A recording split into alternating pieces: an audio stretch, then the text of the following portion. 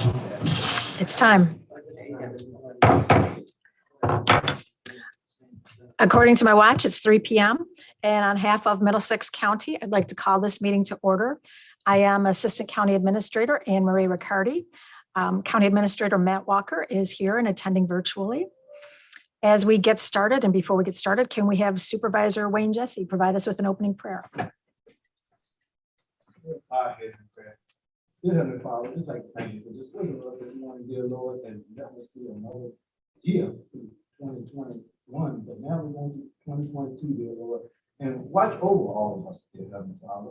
Our servicemen and women overseas, and then let us make wise and just decisions as we conduct county business in 2022. These and all the blessings in Heavenly Father's name. Amen. Amen.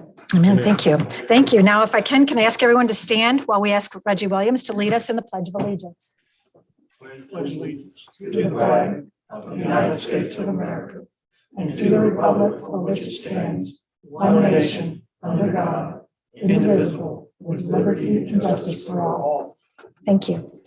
Should we do a roll call first? Make sure who's here. Yes, please. Mr. Coons, Here. Mr. Harris, Present. Mr. Kimbrough, Here. Mr. Williams, Here. Mr. Jesse. Here. Okay, great. At this time, I'd like to entertain a nomination for chairman. I'd like to make a motion to elect Campbell as chairman. Microphone. Am I on? Oh, I'd like to make a motion for Lloyd Kimball to be chairman. Second. Great. If there's no other nominations, can I close the nominations and let's go ahead and vote. All right. Well, first, I'll make a motion to close the nomination because no Okay. nominations open at the time. Second. Then let's vote. Motion be probably second. Roll call. Mr. Coons, Aye. Mr. Harris, Aye. Mr. Kimbrough, Abstain. Mr. Williams, Aye. Mr. Jesse. Aye. All right. So it's been moved and seconded and passed unanimously. Yes. I believe we just closed the Closed to The close. nominating. Okay. Okay, then it has been moved and seconded to nominate Lud Kimbrough for chairman. May we have a roll call for this vote, Betty? Okay. Yeah. Mr. Coons, Aye. Mr. Harris, Aye. Mr. Williams, Aye. Mr. Jesse, Aye. Mr. Kimbrough. Abstain. And it looks like, again, it's passed 4-0. Mhm. And may I turn it over to you, All right. Chairman Kimbrough?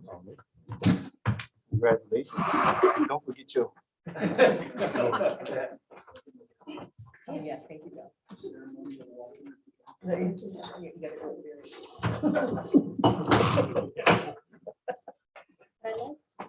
Vice Chair and the potential vice chair.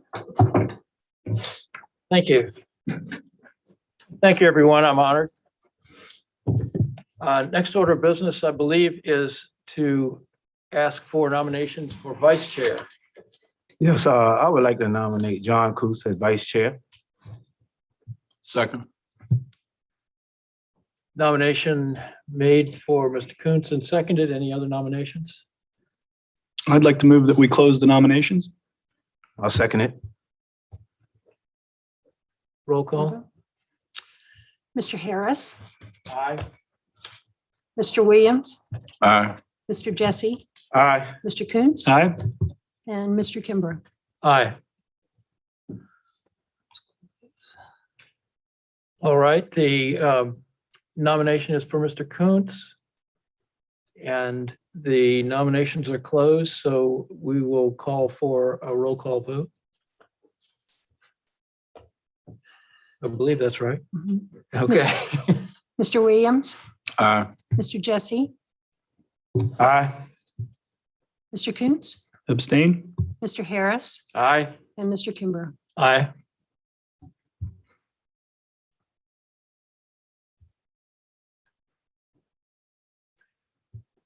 Okay, thank you very much.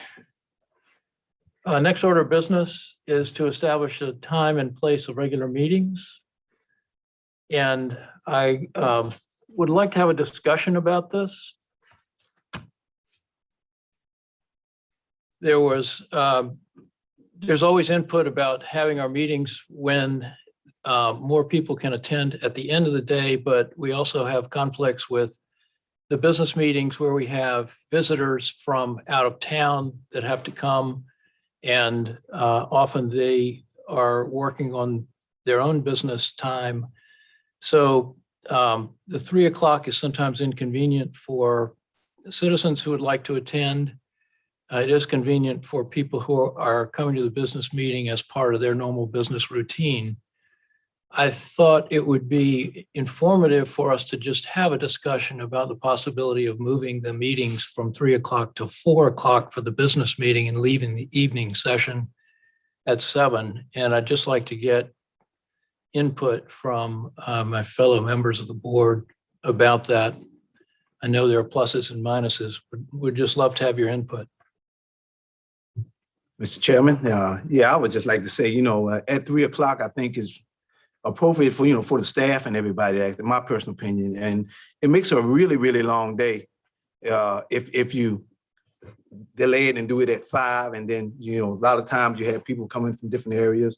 And then we go to our night meeting. So what it does, it really makes a long, long meeting, which I feel that if people are going to come, they're going to come. And a lot of times it's not going to be a perfect time. And most of the time, being on this board, it's our business meeting. We got people coming from Richmond, different areas, and we have staff that come from different areas and that are here too. But my understanding is to also think about it, 3 o'clock, you right at the point where you're not quite at dinner and before lunch and after lunch, but just think about the time and your thinking process of it. And I feel that what we have, how we had it set up like now is to me, that's my personal opinion, is the proper way of doing it, because I've seen it when we had it at 9 o'clock in the morning. And then when we changed it to 3, it was a little more workable if you got not the county administrator, but if you have the treasurer or either commission revenue, they're right here, they need something, they can get it right then and there, versus that they get off at 4:30, they got to sit here and wait for 5 o'clock. And then, I just feel that it's more appropriate. Well, you said 4 o'clock? Yeah. Well, yeah.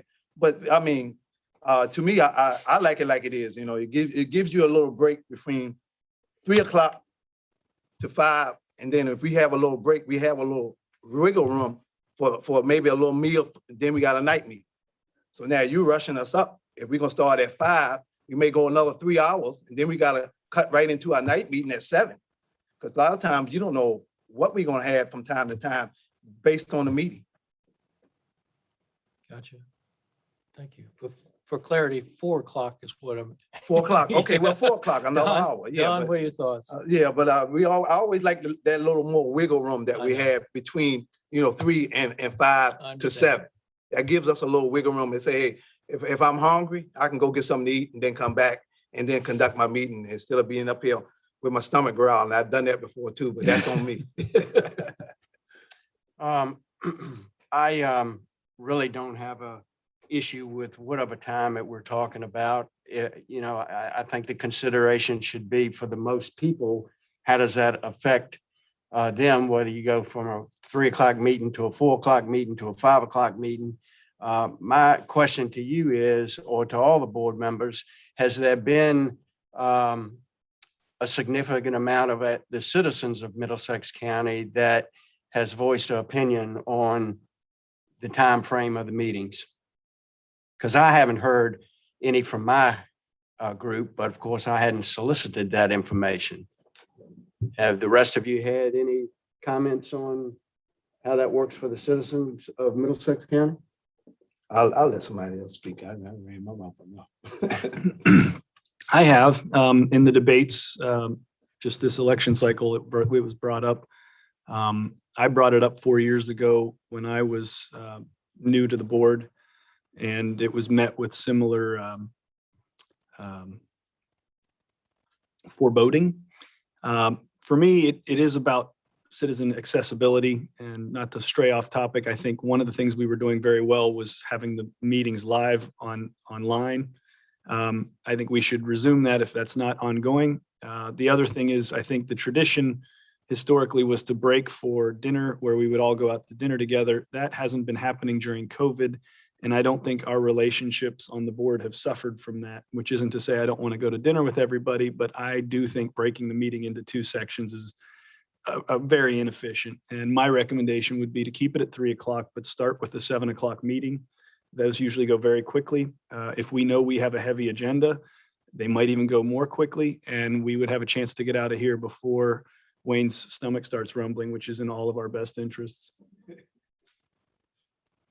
I didn't understand. You said start with the 3 o'clock. Stay at 3, but instead of having a 7 o'clock meeting, at those times when there is a 7 o'clock agenda, start with the 7 o'clock agenda at 3. Get through it, go through the rest of the meeting from there. And if we go long, we go long. And you know, we have our own stomachs motivating us to get through all of the topics and not breaking it into a 3 to 8:30 event. Well, we want to make sure that the people we represent be able to come to the meeting or be represented. And I personally rather, right now to say, my emails and stuff, I don't want to make a decision today, but I would like for more of them to let me know what they think and how they want to do it. I was called out one time last year saying that you don't want to represent, some of the foolishness, I guess, that came out. So my challenge is to call me. I'm a representative in Homley Village. Give me a call and I will base that. Now, if you want to go on my personal opinion, it's a small thing. Which one I prefer? If you knew me all your life, which most of you don't, I like late meetings. So it don't bother me to be late. It's not a mystery. Why? Because I can do everything I want to do all day. And at the evening, I can come to do the things I need to represent my county. What we got to watch very carefully is that we are a reflection of what we think and what we do. So our decisions are made a lot of times based on our own personal lives and how we do. I drive the school bus. Would it be offensive? Well, some might say, well, you don't get off your last run to 5 o'clock, then you got to run to the meeting, then you got to stay there all night. Well, when I signed up and my voters voted for me, I decided to, if this is what you want me to do, this is what I'll do. But due to all respect, I also say, just so the majority think of something, don't make the majority always right. In saying that, I'm not against the late meetings, which will be probably 5 o'clock. And I'm not worried about the night meetings because guess what? We can change. We didn't have, in 2 years I've been on the board, I don't remember the many night meetings that we had. So if we didn't have that many, we could easily change the meeting to 3 o'clock, that we have the night meeting, if it's justifiable. It might not even be justifiable because sometimes we come in and we stay about a half an hour to have the meeting. So sometimes we got to look at our agenda, see what it is, then call it. I believe everybody should be able to see it. You should be at any time that we give, but I think we should have the option to change it. Just like John was saying, hey, we want you to see it. Evidently, John is saying, hey, I don't want the night meeting. I want it all at one time, get it over with. So what I'm saying is, if it's need to be, then let it be. That's the only thing we're saying different. So I'll probably, and I'll encourage you to email me and I wouldn't vote on the change today. Okay, I would, but Wayne, we have to. You got to set the meetings and then you got to advertise too. So, you got to realize it's not just say, we can flip back and forth. You advertise, especially for your night meeting. Basically, our night meeting is advertised so people are off work, 7 o'clock, public hearings and stuff like that. That's at night. Basically, the stuff we do in the day, the majority of the time, is our business. Basically, the business and, different people coming in. So we got to advertise that. Yeah, but you got to advertise. I got you. Then we're going to have to do a better job. Public hearings, things like that, we got to advertise. Okay, I got you. Then we should be doing a better job so we can 30 days, right? To advertise, how much time we need? It depends. It depends on each item. Some are 2 consecutive advertisements in the paper. Sometimes it's 1 week, sometimes it's 30 days. I would encourage, you do need consistency. You can always amend your meetings if there's some special circumstance or weather or something to that effect, but it is important for the public to have a consistent schedule. I will say that. So that when you deviate, it's a rarity and for very good cause. But as far as the night meetings, again, you want to have consistency, and we have to advertise that. Could I maybe make a suggestion that I think is hearing everybody's points, and that would be to keep it at 3:00, go through our prayer and pledge, the initial parts, and then before we bring in all of the people that come in, if there is a 7:00 type agenda, we make that number 2. With the exception, if we have 2 or 3 or 4 things to do at the 7:00 meeting, and it's going to go way long, then we punt that back to 7:00. But if it's just 1 or 0 things, let's just try to consolidate so that there's not an hour and a half break between the business meeting and the historical 7:00 meeting. I love everybody's input. Thank you. One of the great honors of working with this Board of Supervisors is we have a very diverse population. We have very diverse opinions on the Board of Supervisors. What I would suggest is moving the meeting to start the business meeting at 4. Reason being that will allow us to compress the time between when we start the business meeting and we finish the public hearing. I would leave the public hearing at 7 so that everybody who wishes to have input on the public hearing can do that. So what I would suggest is we take a vote on whether we change it from 3 to 4. And if you vote no, then we just leave it like it is. Does that work as a vote? Yes, Mr. Okay. Chairman, that does. Now, maybe nobody's going to move that we do that. So anyway, I'll see if there's anybody who is interested in moving that we change it to 4:00 from 3:00. Just before we do that, Mr. Chair, I want to make it a point also that in the debate and the entire election process, my opponent basically accused me of having a horrible attendance record. And I have 4 children that are all in Middlesex County Public Schools, and 5, 6, 7-hour meetings when they don't have to be. We're living in 2022 now. There's no reason for these meetings to be this long. You're limiting who can actually sit in these seats and who can make all these meetings when we allow them to go from 3 till 9 o'clock. I think we can do better. And for one, I can be amenable to moving to 4, but the general message is I think we can be more efficient with these meetings.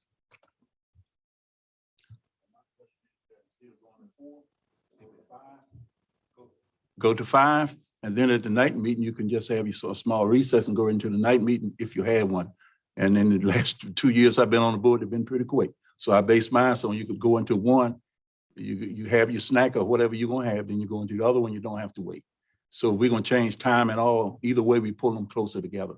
So my thing is to go to 5, it'll be better right now. And since I spoke of efficiency, I will move that we move the meeting till 4 o'clock. Is there a second? The meeting will remain at 3 o'clock for the business meeting, and we'll have 7 o'clock for the public hearing. Thank you. All right.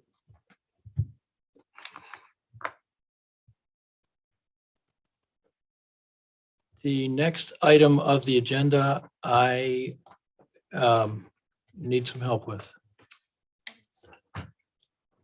Recognition. Pete Mansfield recognition. You also need to set the date of the meeting. The dates of the meetings? It's the first Tuesday. Right.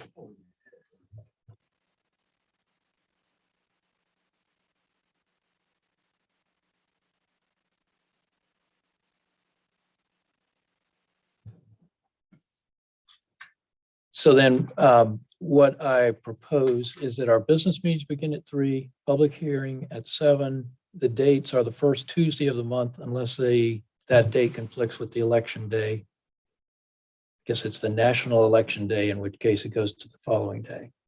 And July 5th. And July, not on the 4th of July either. Yep. So July 5. So moved.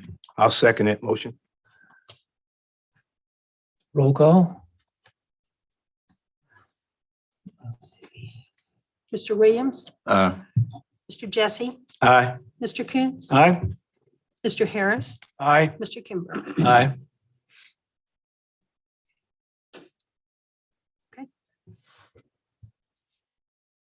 Next item on the agenda. Next item on the agenda. We've had the pleasure of working for a number of years with Mr. Pete Mansfield, who's done a fabulous job, creatively approached many of our county problems, and taught us all a great deal about engineering and a number of other things. We can't thank you enough for the service, Pete, that you've provided, and we would like to present you with this token of our appreciation and recognize your fabulous service to the citizens of Middlesex County.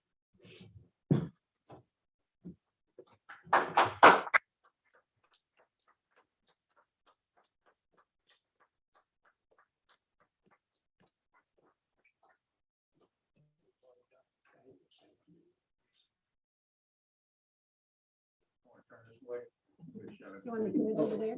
Yeah. Under the door?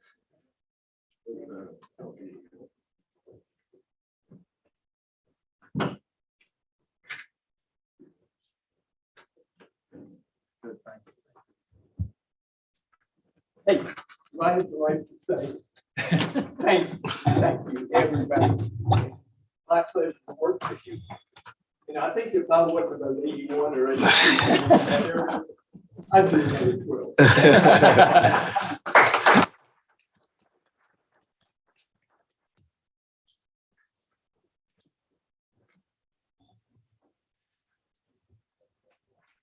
All right, thank you, Pete. And Judy.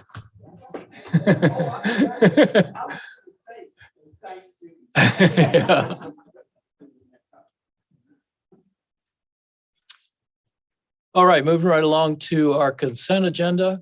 I will entertain a motion to approve the consent agenda. So moved. I'll second it.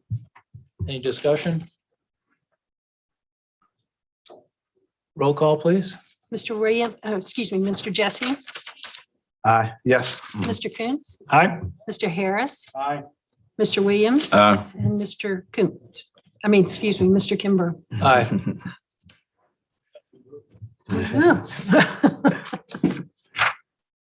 Okay. All right. Consent agenda is approved. Next, our constitutional officers, and I think both are absent today. I'm sorry, Public Mr. comment. Chairman, Public comment, public comment. public comment.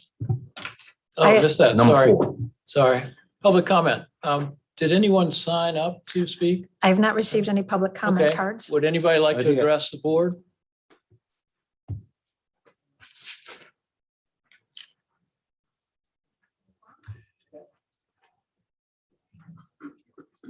Yeah, And get used to that. I need to.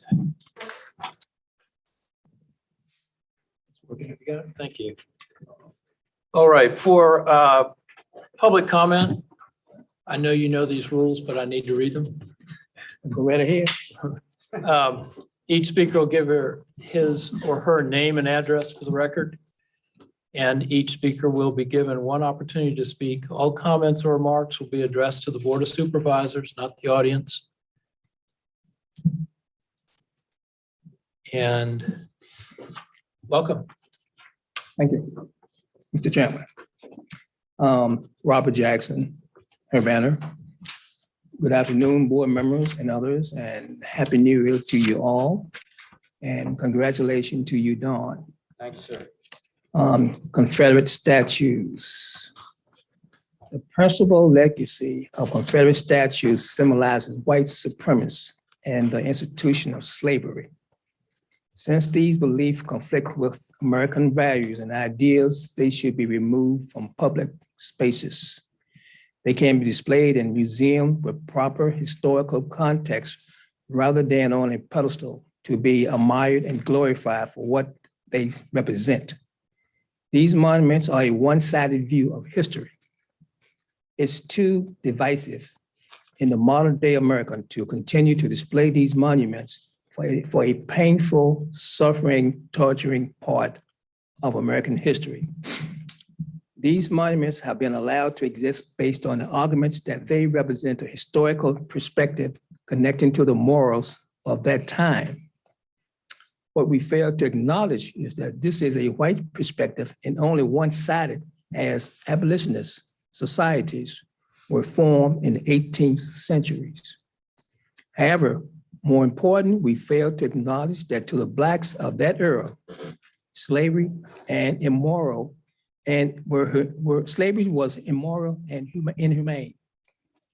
So by allowing monuments to stand, we legitimize one side and delegitimize another.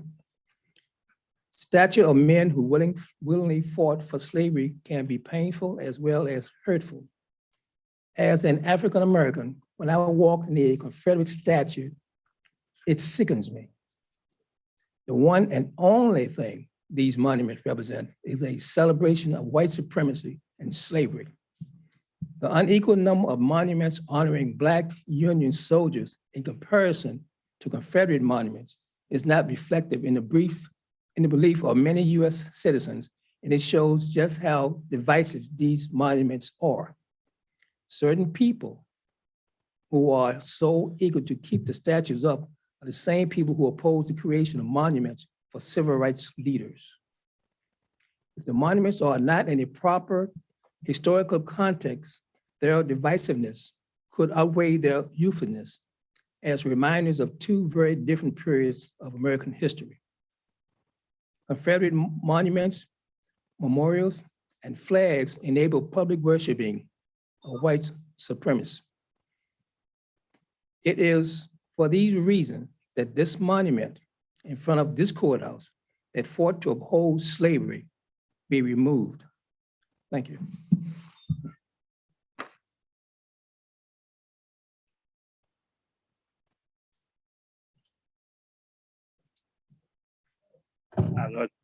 I'm Brian Miller. I live at 36 Wild Goose Drive in Hardyville, Virginia. And the question I have, really before I make a statement, is on the agenda today on 7D, Virginia Clean Water Revolving Fund Loan Program. What is the intent?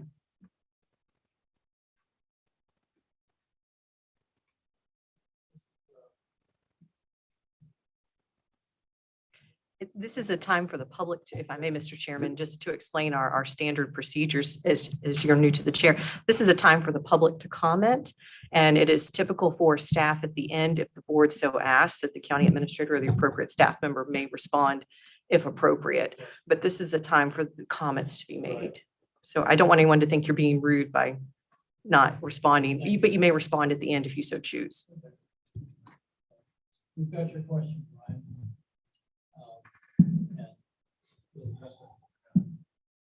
Okay. Thank you.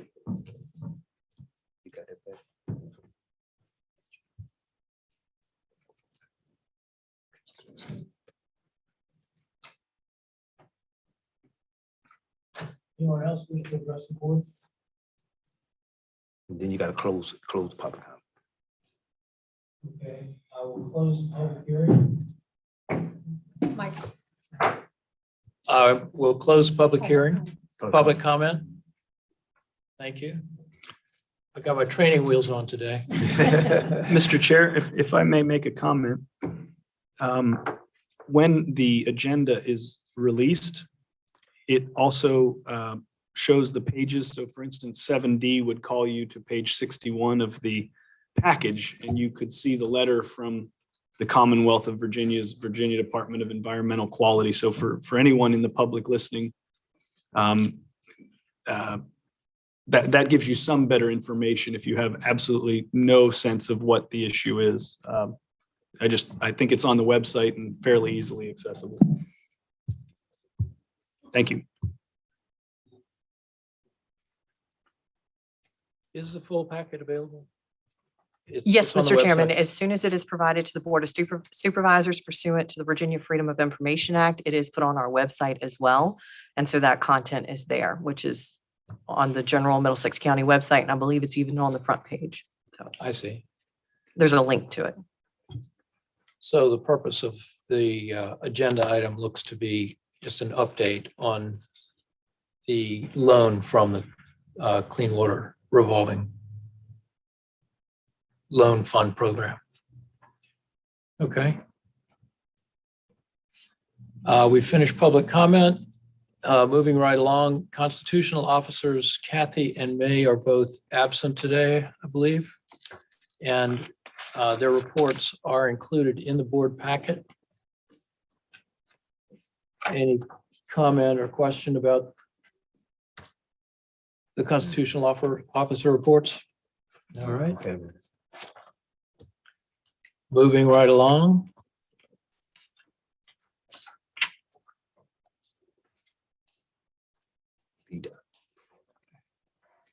Agency and staff reports. VDOT is report only. School matters. Is Dr. Seitz here? No, she's. Dr. Seiss is not here. No. She's got nothing on the agenda today. Okay.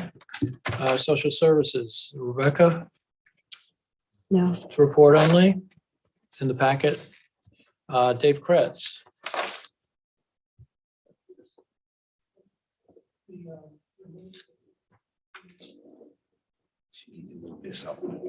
This planning director update. Oh, that's, okay.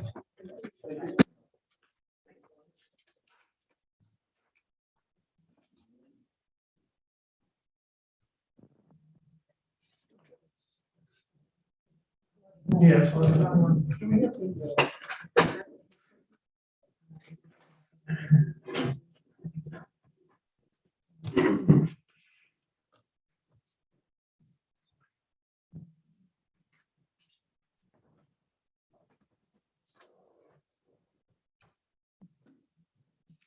Okay, what I'm going to be describing briefly is the process and where we're at with our the all hazards mitigation plan. The board may remember that they appointed David Lehman and I to represent the county in the drafting and the revisions for this particular plan back probably in January. We've been this is a regional effort. We've been working with the PDC on it, and Jackie Rickards has been putting this together.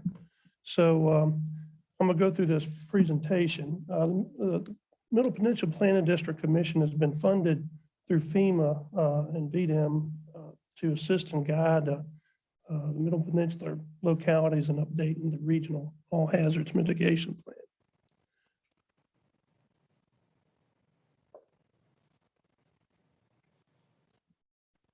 The plan is updated in order to remain compliant with Federal Disaster Mitigation Act of 2000, which requires local governments to develop and submit mitigation plans that demonstrate a jurisdiction's commitment to reduce risk from natural hazards, serving as a guide for decision makers as they commit resources to reducing the effects of natural hazards.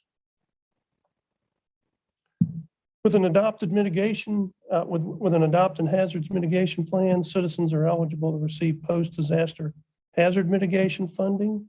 For example, hazard mitigation grant program from FEMA funding. Local floodplain management programs are in compliance. Citizens will have access to federal flood insurance policies, and citizens have access to federally backed mortgage. Since January 2021, Planning District Commission staff has been meeting on a regular basis with the local planning team, consisting of appointed representatives from each of the Middle Peninsula localities, as well as the 3 federally recognized tribes within the region, the Upper Mattaponi, Rappahannock, and Pamunkey tribe. Parts of the plan have included the public outreach strategy, which includes public information website, which is housed on the Planning District Commission website, the social media page. All information will be shared with localities and tribes to post and share on their own media accounts. Project information fact sheet, a 1-page double-sided project information fact sheet will be developed. The primary purpose of the document is to provide information on a regional planning process, public participation through surveys and public comment periods on draft all hazard mitigation plan documents.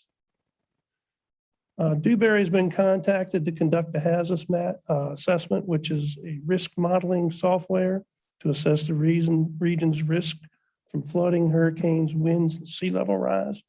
Based on discussions with the local planning team, there will be a 2-level rise scenarios assessed. The baseline of mean high water and second projected sea level rise elevation of the 2060 intermediate scenario of mean high water plus 3.02. This matches the state's resiliency plan. I'm just going to break off here for a little bit. Some of the board members are all new, but I'm sure Mr. Jesse will remember some of the controversy with some of the original sea level rise projections. I believe we're in the range of about 6 feet. So this may be more realistic, and there's actually a push to possibly have that changed, but we ran into some trouble there. So it looks like they put a little bit more thought into this projection, and hopefully it's not as controversial as the last one was. Localities completed a capability assessment to identify the resources available to help with mitigation strategies. Capabilities may include authorities, policies, programs, staff, funding, and other resources. The local planning team updated a list of hazards impacting the region. Removed from the plan were tsunamis, volcanoes, and landslides. You'll note here that we added communicable diseases, which certainly makes sense on the coattails of COVID. We combined some hazards, which are winter storm, ice, and winter storm snow to winter weather, and coastal, riverine, and ditch flooding hazards to flooding, and extreme cold and extreme heat to extreme temperatures. The plan was submitted to VDEM on November 5th for review. VDEM has provided final comments, and the Plan and District Commission staff is currently incorporating those comments into the final draft. The current plan expires on February 1st of this year, so the updated plan needs to be adopted by at least one Middle Peninsula locality by this date in order for the region to remain compliant, and that will be this governing body more than likely, because your meeting will be the first, so you will be the first to adopt this document if you so choose to, if you adopt it. So that will be on the agenda. We will hold a public hearing for that. It'll be in the evening session. It'll be advertised just like any other public hearing. So that will be the February 1st meeting, along with 5 other applications we'll have that night. So that's going to be a long night. We might pack our pajamas. So that's all I have, Mr. Chairman. If anybody has any questions, I'll be glad to answer them. Thank you. Just for clarity, the assumption as to the hazard is that our mean high water will increase by 3 feet by the year 2060. Is that right? That's just a projection. That's a calculation. It's not as drastic as it was in the last plan. They've downgraded that, what I can tell. So that would be what they would be looking at roughly, yes. And that's supposed to coincide with the state calculations as well. And so essentially the work of this plan, and this is a question, and I'm asking it because I think it would be informative at the public hearing to put this into context as to how this information will be used. That's really what the plan's all about, right? Is who you tell what about making sure that they don't build in the 3-foot floodplain in the next 40 years. Right? Yeah, and some of that, coastal resiliency is still in its infancy. There's a lot of things that are happening on a lot of different legislative levels. So you're going to see more coastal resiliency legislation embedded in the Bay Act and all the different in our wetlands ordinance. You're going to start to see that more often as it incorporates itself into those ordinances. You're going to see our ability to react to that. We'll also that's grant funding is also going to be based on our reaction to that. So we want to definitely be working our way and going through these steps to stay compliant with what's in pace with what they're expecting of us. So it's, you're going to see a lot of, like I said, you're going to see a lot of, you see this coastal resiliency component in a lot of different things that come across this board's desk in the coming years. So this is just one document. That's all I had. Other questions?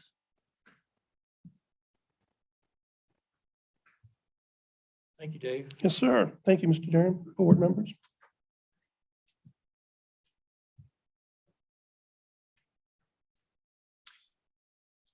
Okay, next section is Mr. Gordon White to discuss the Economic Development Authority.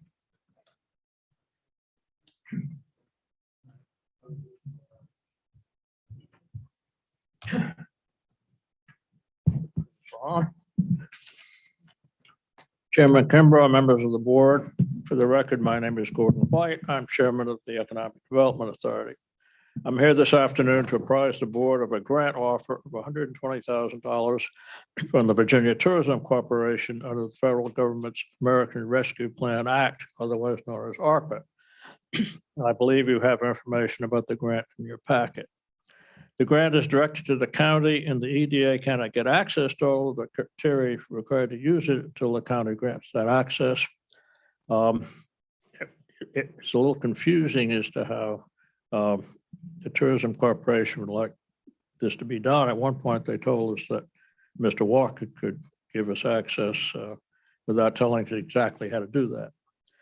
I've been concerned that the grant might come with some of the onerous requirements that often come with federal money, and it's been difficult to learn all of the possible requirements until we do get access. This grant is being administered by the Mississippi Office of Consulting Company Horn LLP. I was able to speak to Ms. Dawn Quello at Horn, and she tells me she does not think ARPA grants are subject to Davis-Bacon and other similar requirements, which would be a relief. Since the EDA operates as a tourism office for the county, it would seem appropriate for us to make use of this ARPA grant, but it's up to the board to make that decision. I would appreciate any comments Mr. Walker would like to make. Let me add that the EDA is already the county's designated marketing organization under the Tourism Corporation. If the board wishes to assign this grant to the EDA, the authority would develop and implement a plan to promote tourism in the county. We would like to know if the board has any suggestions in that regard. Thank you. Mr. Walker is with us. Yes, Mr. Chairman. Yeah, I would add to what Chairman White just said. Indeed, the EDA is the county's economic development and tourism arm, and they are running our economic development tourism programs right now. I believe we have some time to get the state tourism office a plan with how we wish to expend those funds. I would concur. I think the EDA would be the likely host for those funds. We have to have the funds pass through the county. And I think I would recommend at this time that we work together with the EDA on developing a plan for how they'll use the funds, or how the funds would be used. And then perhaps come back to the board at a later date with that plan. And then we can go through the logistics of passing those funds through the county to the EDA for expenditure based on that plan. I will say to the board, I was a little uncomfortable just unilaterally giving permission to the EDA to access and expend the funds without checking with the board first. And I think at this point in time, it'd probably be a good idea for the EDA to work with staff to develop a plan on how they wish to utilize the funding, and then come back to the board and present it so we can then authorize, with the board's approval, the transfer of those funds. And just so the board is aware, many of you already are, the EDA participates in the Virginia Realm Tourism Program that we helped develop with the town of Kilmarnock and Lancaster County. It may very well be the plan is as simple as fully funding some of the current exploits with River Realm. Well, we don't know. We'll need to know more. Right now, the person that is perhaps the most informed about the program is sitting at my normal seat, Miss Anne Marie Riccardi. She's taken the liberty of doing some research on the matter and knows our deadlines and knows a little bit more about the tourism program. But as far as my input, I agree with Gordon. The funds probably need to find a home with the EDA so they can be expended for tourism purposes and marketing purposes. But we probably need to know a little bit more about a plan before we assign those funds. Thank you, Mr. Chairman. Let me say that the deadline for using these funds is in December of 22, so it's not something we have to do right now. However, in order to look at the application requirements, we do need to get access to that, if not the funds themselves, which I hope Mr. Walker could help with. Any other question? Hey, Gordon. Yes, I have a question. In looking over the sheet that came with this, it talks about fees and expenses, eligible expenses, and then it talks about ineligible expenses. Does the EDA, if the grant is approved, does the EDA have control other than the stipulations of, I mean, there's a lot here, radio, brand partnerships, digital videos, et cetera, et cetera. Do you guys make that suggestion on how the money's spent and then develop your own plan on how to use that? Well, we have to think carefully about what we would spend the money on. Sure. And as I said, we would be happy to have the board's thoughts on that. We discussed it very lightly on the phone. We haven't had this since we've had a meeting, so we don't have any plans at the moment, which we will have to discuss at our subsequent meetings.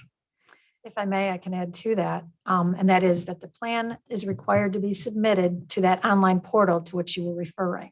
So once they provide that to the online portal, it'll kind of segment their money into, we're going to do this much in advertising, this much in screen advertising, this much in print advertising. And at that point, that will be what their restrictions are. So I think what your plan was to develop your spending plan within the rules of this into the portal for board's approval. But after that, it still has to be approved by that, you named the agency, which I'm. Well, the Virginia Tourism Corporation. Right, it's got to be approved by the Virginia Tourism Association that you said. So there is a bunch of steps within before the EDA can start spending the money. There is a big step just to get their plan approved. Okay, thank you. But we just need to know the balance of the criteria. The devil's in the details in this case. And we're happy to work. Again, I'm happy to work with your staff as well as you get going. If there are no more questions, thank you very much. Thank you, I Gordon. was going to say, I think we could we ask for some direction that you want us to go ahead and work with the EDA on this? Let's just get a consensus of the board. It sounds like that's Matt's recommendation.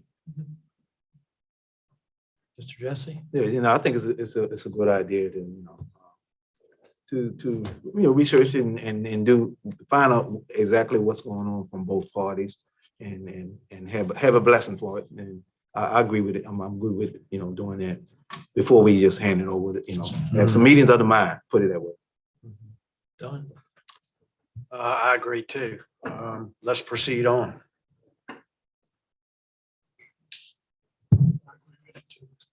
Yeah, I think we obviously trust the EDA with the tourism, and they found a grant opportunity, and it sounds to me like need access to county criteria and need to cooperate with the county to move forward and establish a plan. And I think they're doing exactly what we want them to do, and they're finding money from beyond the county to promote our tourism industry. So I'm not only supportive, I'm heavily supportive.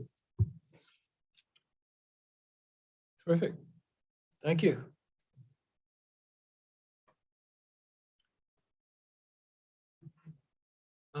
Next items, are the regular agenda items of budget supplement request. Betty?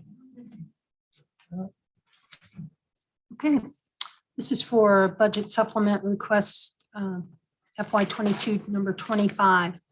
You might remember when the county financed the emergency radio project, we had included in that financing the monies for years 4 through 10 for maintenance and software upgrades to that system. And then after that was done last year, it was found that we could not do that. The financing company said that that the maintenance and upgrades were not a capital expense, so we could not finance them. So they refunded that money back.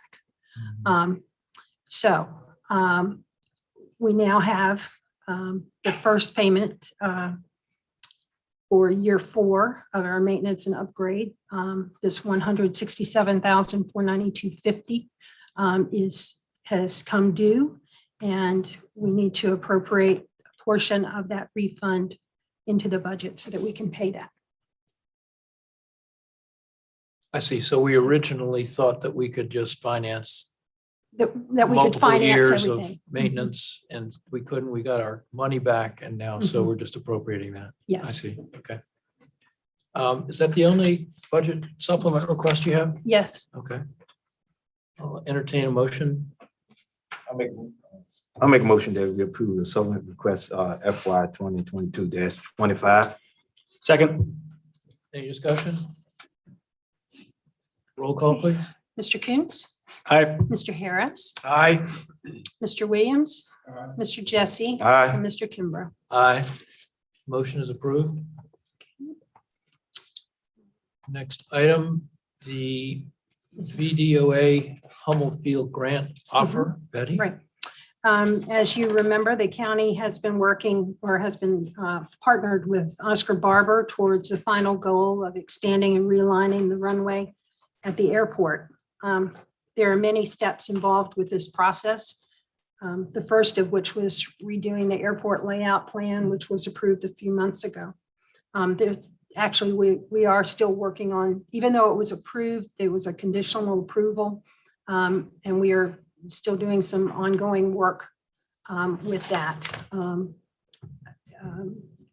Bay Aging is going to be working with us to identify all the through the fence operations that are approved accesses to the airport property from private property adjoining the airport. That was a condition of that approval. We have to identify those on a plat or by reference to the Department of Aviation. So, where there are private hangars located on private property adjoining the airport, but through deeds mainly, they have been given by the county access to the runway. So the state wants us to identify all of those. So that's just a side note. The next step in this process, though, is having an environmental impact review done, which will include review by multiple state agencies and even a public hearing by the Department of Environmental Quality. This project was submitted to the Department of Aviation, and they have approved it for funding. Part of the agreement between the county and Mr. Barber is that he contracts for all this work to be done and then accepts as compensation or reimbursement the amount that the state approves for funding. So he pays for all the work to be done. The county applies to the state for reimbursement, and he accepts whatever reimbursement we get from the state. So the state with this grant has offered an 80% match, which would be $31,920.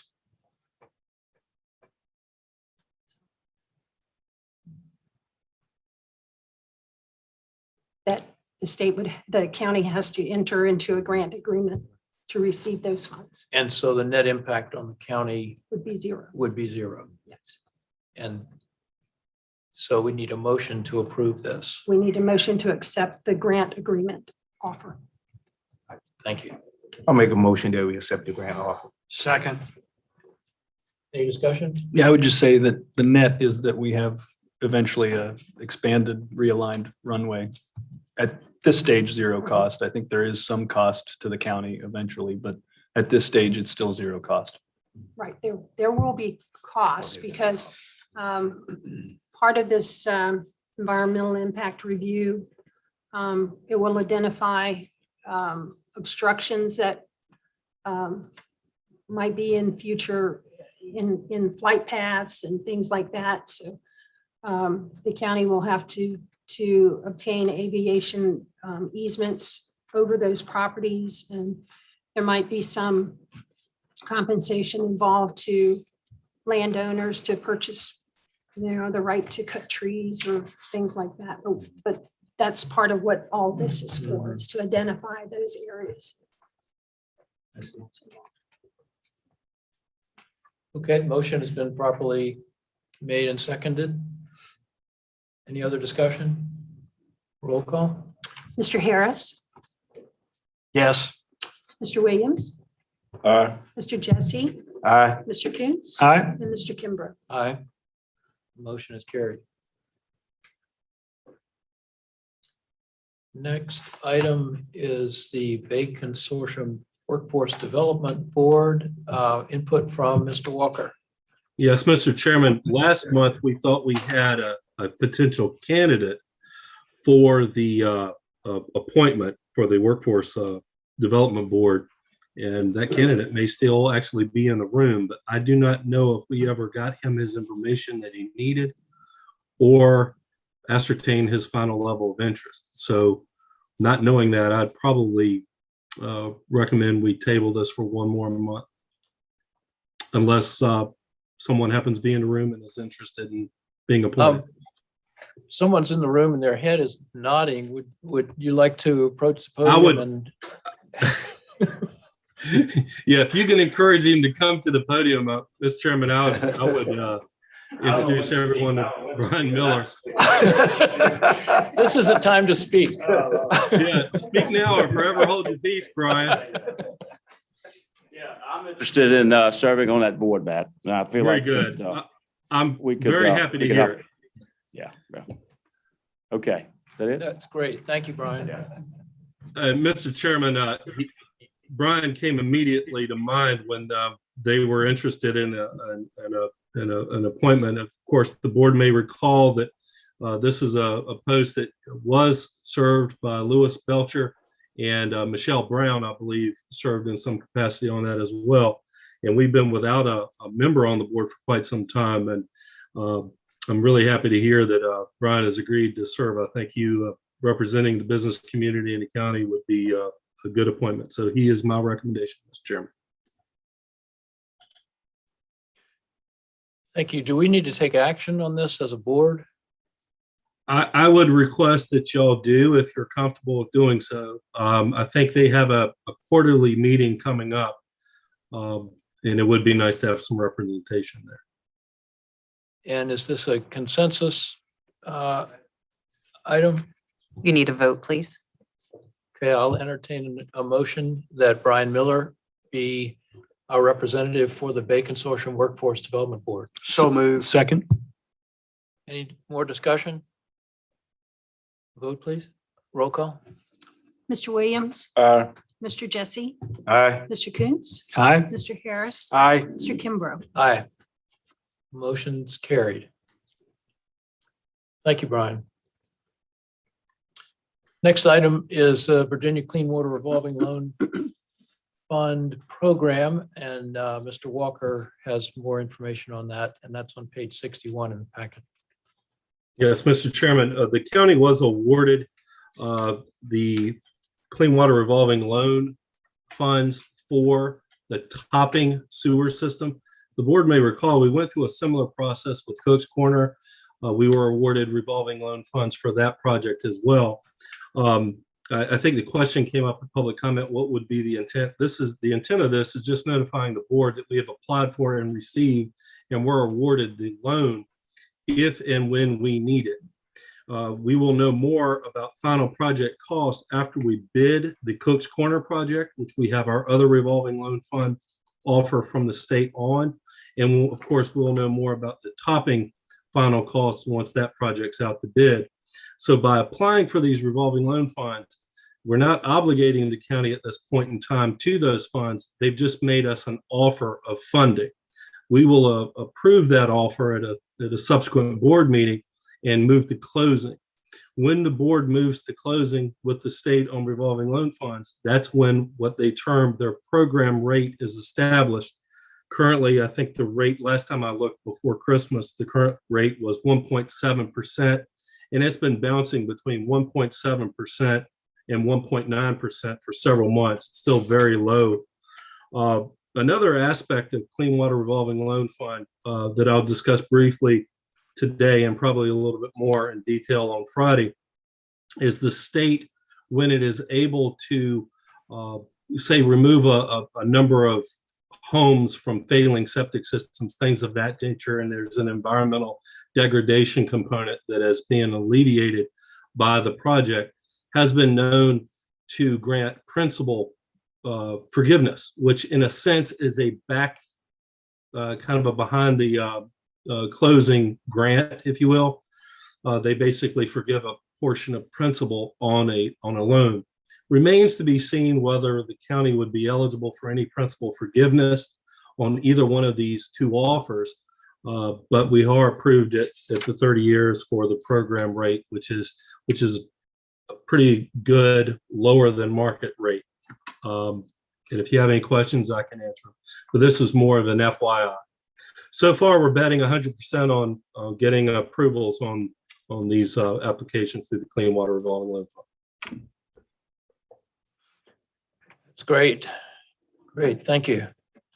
Mr. Walker, is there any way that you could, on a monthly or bi-monthly basis, and you don't have to answer now, but just take into consideration coordinating with HRSD when they give us the roadmap of where we are on all of these projects? If you have additional information about financing and such, it'd be nice to sort of have the physical, where's the engineering, where's the execution, where's the financing, and have it all for each of those tranches, because we're getting into a lot of tranches and phases, and we're getting closer and closer to reality. It'd be nice for us to have that all in one place, if that's possible.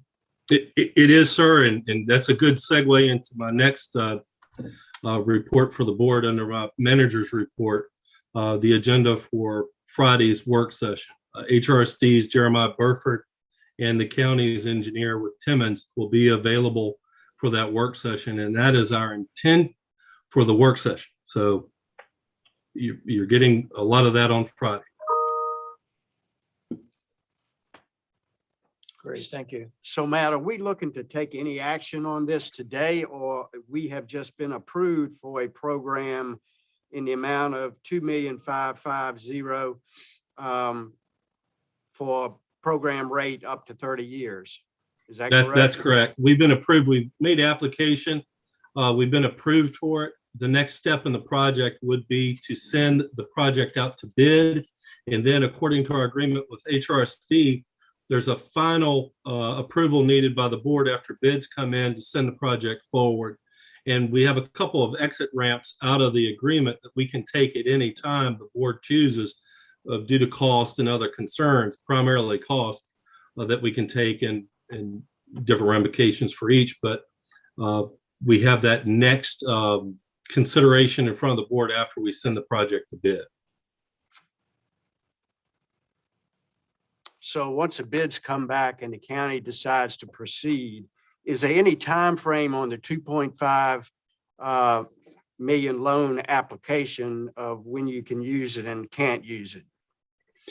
It's my understanding that the approval is not forever, but the approval, the way we've been applying for these and getting them approved has been in step with HRSD's timetable on the project. So I think if we get a project out for bid, say this summer, with on the topping project, for instance, that would meet the state's time frame. But we would probably need to make a decision within the next year or two whether we're using those monies. accepting any kind of unforeseen eventualities like another massive outbreak of COVID or something like that, where the state would grant extensions on the approval.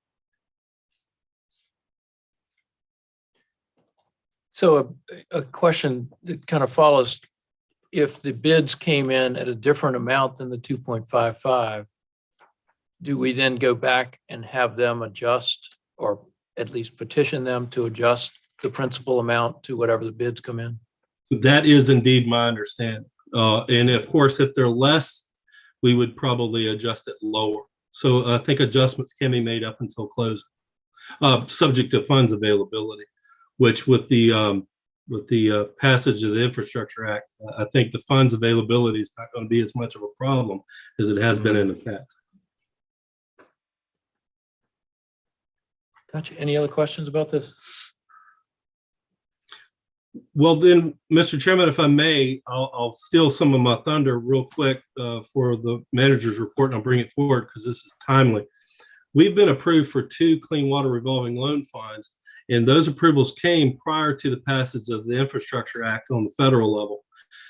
Given the fact that those monies have been passed and are now being funneled through the states, through the state agencies in their respective categories, it's entirely possible and even probable that the state will go back and revisit some of their prior approvals under Clean Water Revolving Loan Fund and say, okay, well, we approved this one at the program rate without principal forgiveness. Maybe we can do some principal forgiveness for that.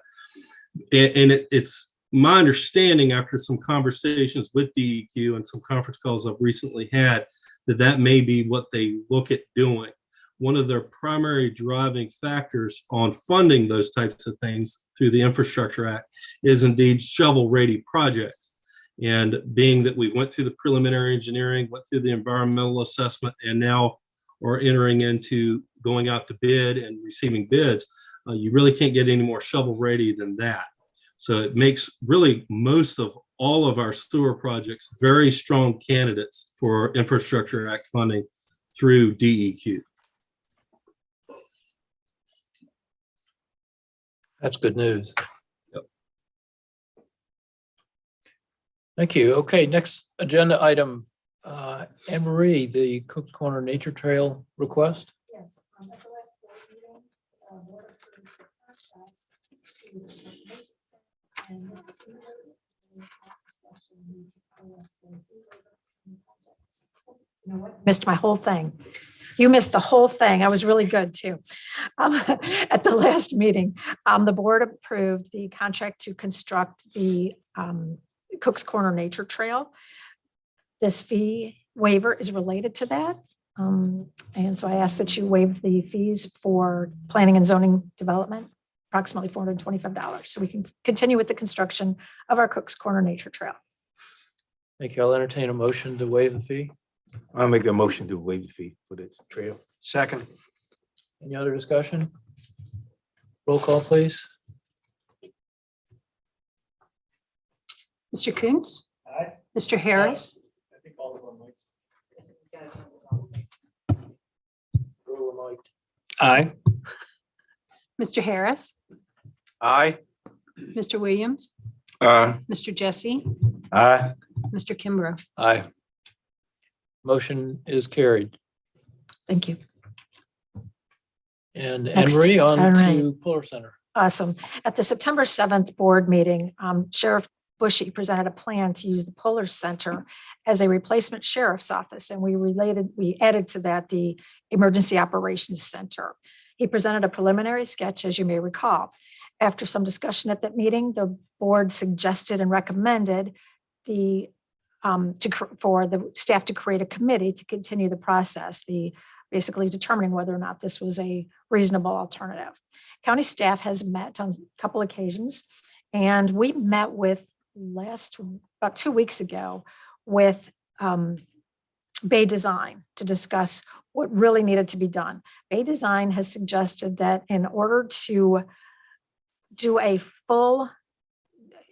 properly update the site, that we should have a big plan done, basically. Just like we did when we did the CCOC updates, that we have a what did they call it? They called it a conceptual plan for the site.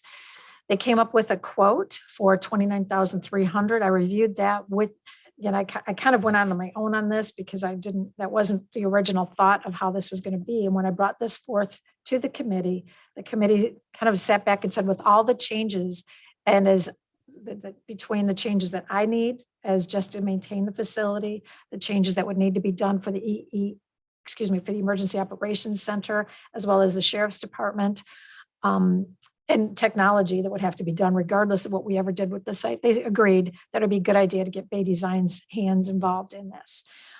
So at that point, I would like very much for you to allow me to continue with the contract with Bay Design in the amount of 29,300, and also continue with the Polar Center Project Committee. As you can see, I've got Kevin Gentry, myself, David Bushy, Ben Burton, Eric Van Fossen, David Lehman, and Mickey Sampson are all parts of that.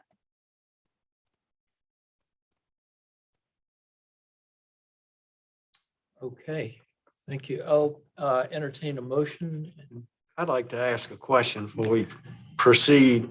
The 29 is for a feasibility study? And a conceptual plan, yes, sir. Feasibility study. Bay Design. Yes, Now, sir. I may be off chart on this, but does Bay Design have they don't have a facility or building there close to the Puller Center, correct? To do the work. For Bay Design to do the work. Right.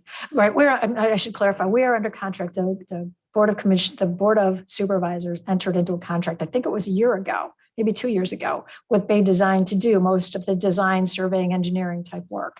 So we come to you, rather than go out to bid every time, we simply use that master contract. So this is using the master contract with Bay Design to develop a conceptual plan for the Polar Center renovations. And it will obviously need to be phased because there's so many moving parts of that project. Can I ask another unrelated question, related, sort of unrelated? I'm looking at the capital improvement plan that Dave put together on urgent, desirable, necessary. In that is a fee. I'm not sure if I assume it's fairly accurate, but of 1.475 for the Puller Center development. I came up with that number, so I'm not sure how reliable I would call that. If that is in tonight's CIP, I came up with that figure. Okay. Okay. And then below that, it also says requirement improvements to the Puller Center for $180,000. Is that 180 what needs to do to make that building feasible now without the regeneration of assets for the sheriff's department? Do I read that correct? You read that very well. And I will, again, trust my numbers as much as you wish. I've not done a full project renovation like that, but I was trying to break it up into two separate parts. One is simply to repair the damages that we knew were done when I met with the prior tenants. They complained about certain projects, the flooding of one of the rooms, the wall leakage, and there was if you've not been there, the bathrooms have crept up, they're cracking. And so there were certain things that before anybody even walks into there, they're going to want those renovations. So that's what I was separating into those. That 180,000 was just the first thing to get anybody in there. Okay, cool. And to maintain the building. Cool. Thank you. I got one question. On that committee, who you say the members were? Kevin, me, David Bushy, Ben Burton, David Lehman, and Mickey Sampson. And Eric Van Fossen. Okay. And you previously suggested if you wanted to put a board member on our committee, that wouldn't offend me at all either. I guess I should have said it better. We would welcome that. So the question before us is to approve the fund contract. $29,000 for Bay Design, and then we can have discussion about what's incorporated out that if there is a motion that's seconded. Right. So moved. Thank you. I'll second for discussion.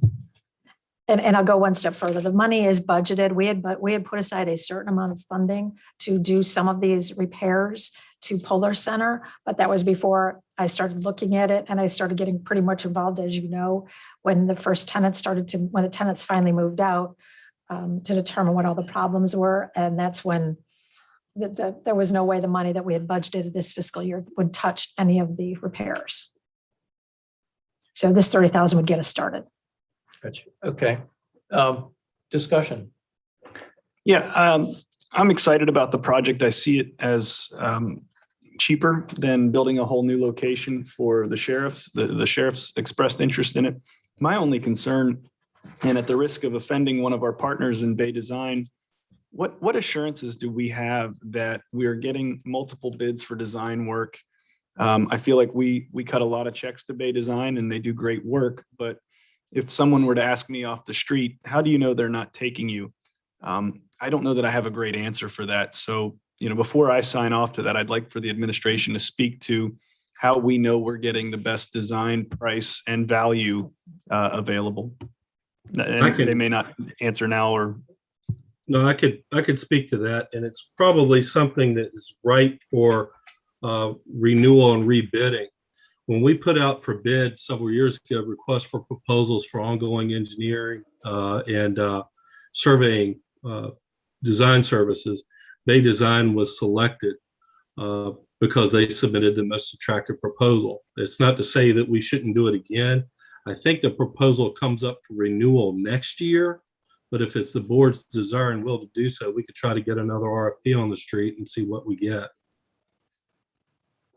I don't know that it's necessary right now, but it would be interesting to consider even approving this as not to exceed and giving the administration the authority to go back to Bay Design and see if there's any savings available for us, given our longstanding history of bringing them repeat business.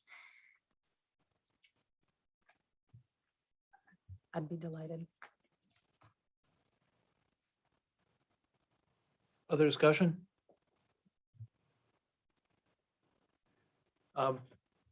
My questions, Emery, is really the scope of the work that Bay Design would be contracted to do. Okay. Is this fully designing the Fuller Center to be a certifiable sheriff's office and emergency operations center, or just what is the scope of? Oh, no, no, sir, not at all. We are not to that point. At this point, it is it's going to be the conceptual plan. Somebody's got to go into the ceiling and into the walls to determine what it would take. So they will have to determine, and I'll pick on this word, what does it take to make a detective's office, and design those individually. But some of the more advanced components of the designing and engineering are going to be a second phase. So no, I don't even think this creates, it does site plans. It does not create the construction documents or the site plan or the surveys. Those are part of the next phase. They really have to get in and do this part. So we've got civil engineering review, some building renovations review that needs to be done before we can get to the site plan development and the construction documents. The construction documents are what we use to go out for bid, and that's usually the second phase of this design plan. The first phase is the conceptual plan. And there's also mechanical, electrical, and plumbing, but they exclude technology entirely at this point. Right. I'm not going to discuss it right now, but we have been, we recognize that technology is a completely separate animal, as in it would require a separate room for servers or whatever the new technology is going to be. We expect that any building, whatever we create, will have to be very much technology savvy.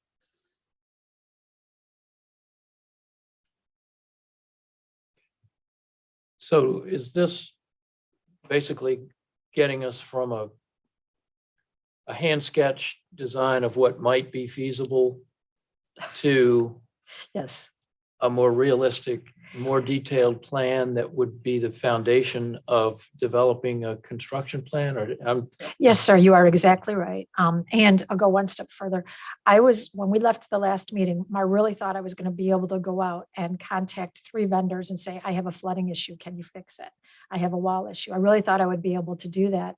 And as I sat down with my limited experience. I thought there was no way that somebody like me, who is an accountant, my background does not, maybe even, so I've got some planning experience.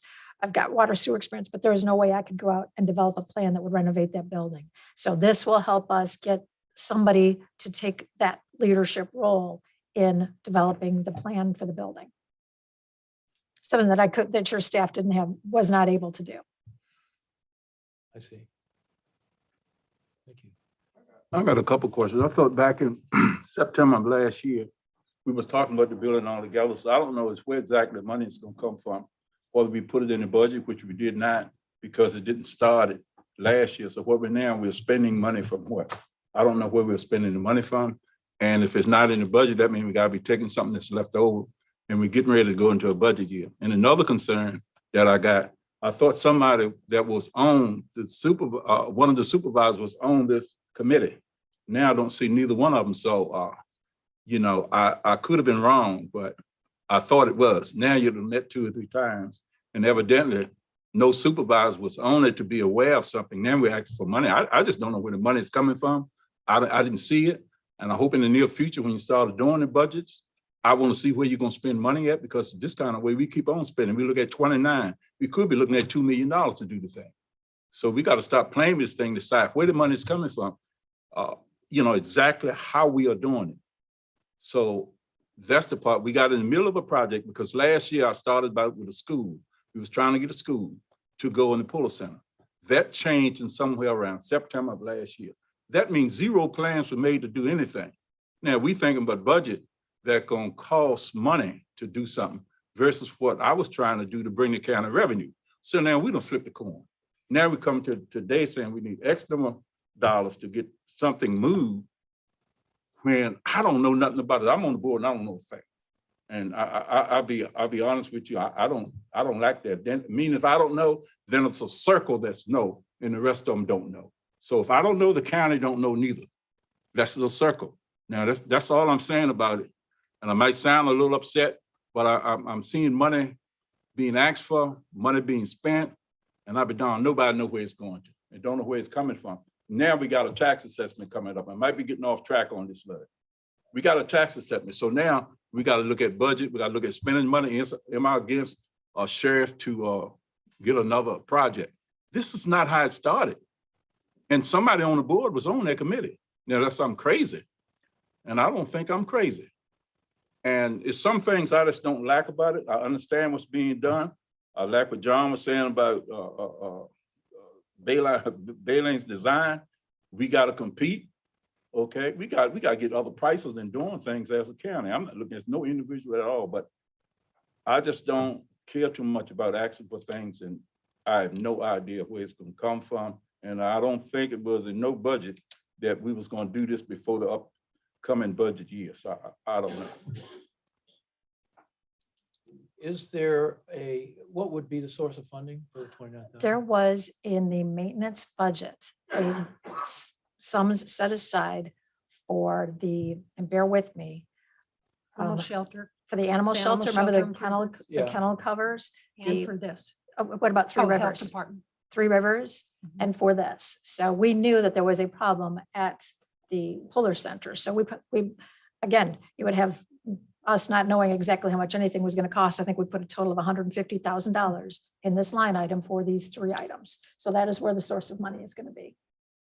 And we have right about $30,000, maybe it was $33,000 left. So this came within, thankfully, without much money I had left on that. So that's where the source of funding is. We only had one official meeting of this committee, and I called that back in, I think, what day did I tell you? December 16th, I called it because I'd reached out to the Bay Design, and I realized that I probably shouldn't have done that without a committee. So I called the committee together. No, at that time, there was not a nomination from the board. So no, nobody was named from the board, but I certainly agree that there should be. So we're welcome. I would start having regular meetings, I think, so that we're all headed in the same direction. I don't disagree with you on that either. Thank you for the clarity, but it's money you kind of put in, put over the side. Let me make it all simple to you. Put money over the side like you're gonna need it. Then when you get into it, you vote on it. These kind of things is very interesting because I guess that's the way we do it, right? But it's a little bit bigger than what we do at home, but it's no different. We know how we're going to spend stuff. We don't just think of ways to spend it because it's there. We can't spend money because it's there. Then we plan to spend it, then you come to you all and come to us and we got to make a decision. So I'm finished with that part. Could I comment / respond, Mr. Chair? Yeah. I think our 7 o'clock meeting this evening is going to be very impactful for this very reason. The capital improvement plan, and if we could scroll to page 73, Anne Marie, this is the proposed capital improvement plan that we revise each year. The sheriff's office until recently was supposed to be a new sheriff's office, and I don't have the previous CIP in front of me, but we have pushed this project off for the better part of a decade. And the sheriff has been chirping, I'll say it nicely if Sheriff Bushy were to be watching, but he's been chirping that office is inadequate for years. And they have been limping along and saving the community a lot of money by not restoring that building within the time frame that we had allotted it. Again, the capital improvement plan is only a plan. We look at it every year. We kick some things down the road. We bring some things in. We take some things off, depending on our financial status, depending on the urgency. But this is a project that is not new. The only thing new about it is that it would be reusing an existing asset, which is going to require significant money, but it would be at a savings versus building completely new location. But as you can see here, it's the number 2 item and the number 5 item, and they're both urgent. So top of our priority list as recommended by the Planning Commission. But this is only the proposed CIP for this year. If we had last year's, and I apologize, I don't, or if you even went back 5 years, it was probably urgent or necessary 5 years ago that we have a new sheriff's office, and the sheriff's department and everybody in it has been waiting for quite some time for an improvement of that facility. And one of the first things they did with me is they toured me through the facility to sort of show the conditions that they're working in. The knock that they have is tiny for the number of people that they need to operate Long County and support surrounding counties in the region. So I fully appreciate your comments, Mr. Williams, but at the same time, there has been a plan. What for me is difficult about it is you can look on a list of 20 projects on the CIP and you might have a pet and I might have a pet. And sometimes you see your pet slip out. Similarly, the departments, the sheriffs in this instance, they see theirs slip out and they've been seeing it slip out for many years to the point that they came to us with a proposed solution using an existing asset that would theoretically save us money. And while, yes, I would love a revenue generating tenant, but in a way, we have a revenue generating tenant that addresses our planning commission, our CIP, and one of our most important departments. So just some food for thought. And I think we have a very interesting discussion upcoming this evening on the proposed CIP for the next 5 years. Discussion, Wayne? Yeah, no, John's perfectly right on that. I agree with you on that because, it has been going on. And like I said, the sheriff department has been on a CIP, but it's been kicked down the road. And this is time to, get it up to where we're supposed to be. That's what it's all about. And I would also like to see Reggie be on that because that's in his district. So when y'all have some meetings, and I'm not speaking for you, Reggie, but I'm just saying, I think it would be a good idea for you to be on that meeting with the sheriff department and all of them and staff. So now you hands-on know what's going on. I think it'd be a good idea.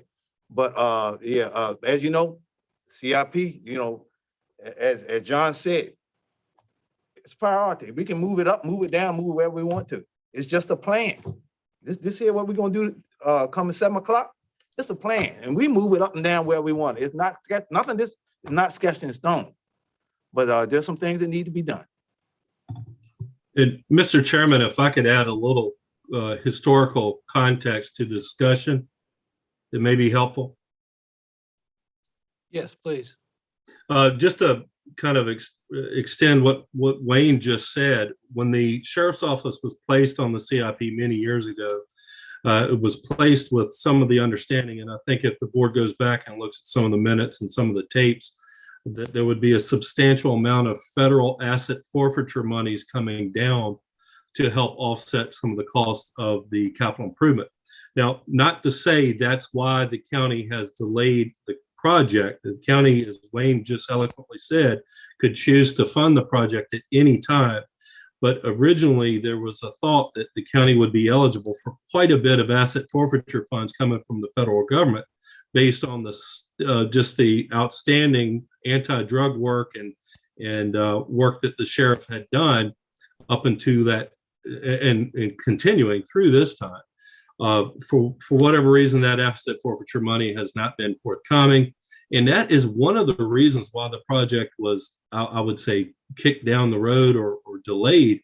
There was some expectation that we may at any year get some asset forfeiture monies. And only until recently have we come to the understanding that we may not be getting those monies. So it is entirely up to the board when to fund the project and when to move it forward. But I just wanted to add that historical context because there was quite a bit of, if my memory serves, it was well over $1 million worth of federal asset forfeiture money that we were kind of waiting on to move forward with the project. And the project was to fully renovate the existing sheriff's office and provide additional offices by taking down that small house next to it and building more of a horseshoe shaped building, if my memory serves. We even had some sketches on it, I believe. But I just wanted to add that for historical context. Thank you. Don, your thoughts?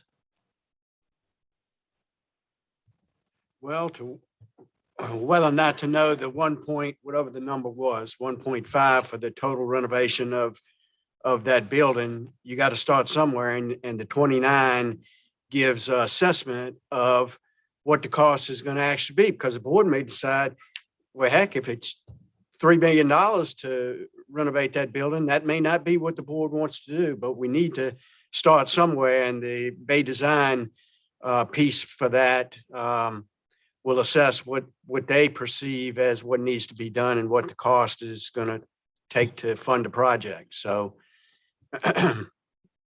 I don't see how you can get away from that. Plus, everybody that spoke about the long-termness of looking at what the sheriff's department was inadequate with and where it needs to be, and going forward with some of the issues that the federal government's going to impose on them. You know, we're at a crossroads of whether you're going to renovate the building over here or whether you're going to look at the building we already have. And so the 29.5 will assess what the total project's going to cost and what needs to be done. Now, the board has the opportunity at that point to say, well, no, we're not going to do this, or this, but you got to start somewhere in the and I agree with what you said, Reggie, of where the money goes and where it comes from. That's really important, and we need to be focused on that. But the 29.5, I think was that the number? 29.3. You got to start somewhere if, in fact, you're serious about that building being used for the sheriff's department. And if that's the case, which it sounds like it is, you got to know what's involved with the total cost of what to renovate that is going to be. So I think you have a motion on the table too, by the way, to proceed on with that. We do. So just my 2 cents. What I hear is that we had in the budget an expectation we had to spend some money on the Puller Center, and that so we can appropriate from budgeted funds that were earmarked for the Puller Center to fund this. The focus is on upgrading our sheriff's department so that it can be certified and that we actually have an emergency operations center, which are both, I think, important goals for our sheriff's department. So I feel like I would like to proceed myself. So let's call for a roll call vote if there's no more discussion. Mr. Coons? Aye. Mr. Harris? Aye. Mr. Williams? Aye. Mr. Jesse? Aye. Mr. Kimbrough? Aye. Mr. Chair, could I ask that staff perhaps see if we can find the CIP from the last couple of years so that we can just sort of identify the backstory of the sheriff's office and how the extent to which we've kicked it down the road, just so that in tonight's discussion, it contextualizes that a little bit. I've got it. Okay, perfect.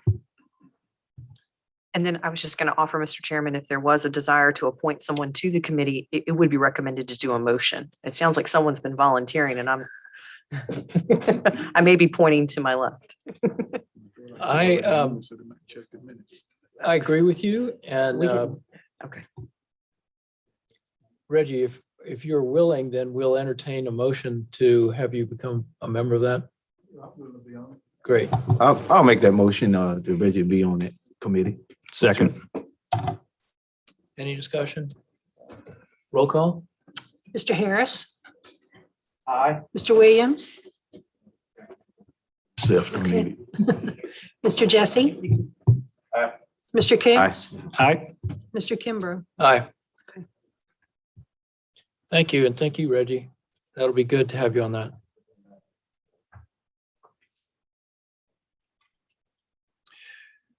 Okay, that brings us to administrator updates. Matt? Yes, Mr. Chairman, I have 3 matters, and if I may, I'm going to try to share my screen to show you the first 2. Bear with me. You should be looking at a draft agenda for the work session on Friday. Not yet.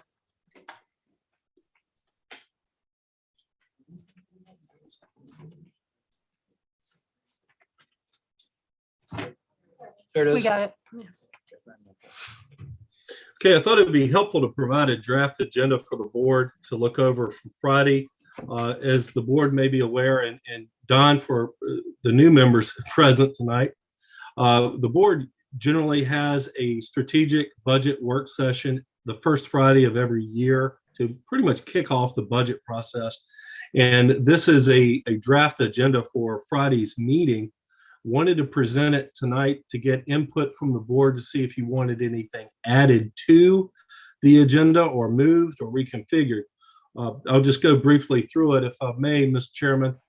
First at 9:30, we have an update from the Water Authority on the water system, and it'd be kind of a robust update between Mr. Greg Chambers, Chairman of the Authority, and myself. Then at 10 o'clock, HRSD would come in for the update and the briefing that I think John was looking for through Jeremiah Burford with HRSD, and then Ken Turner with Timmons to handle the county's sewer projects.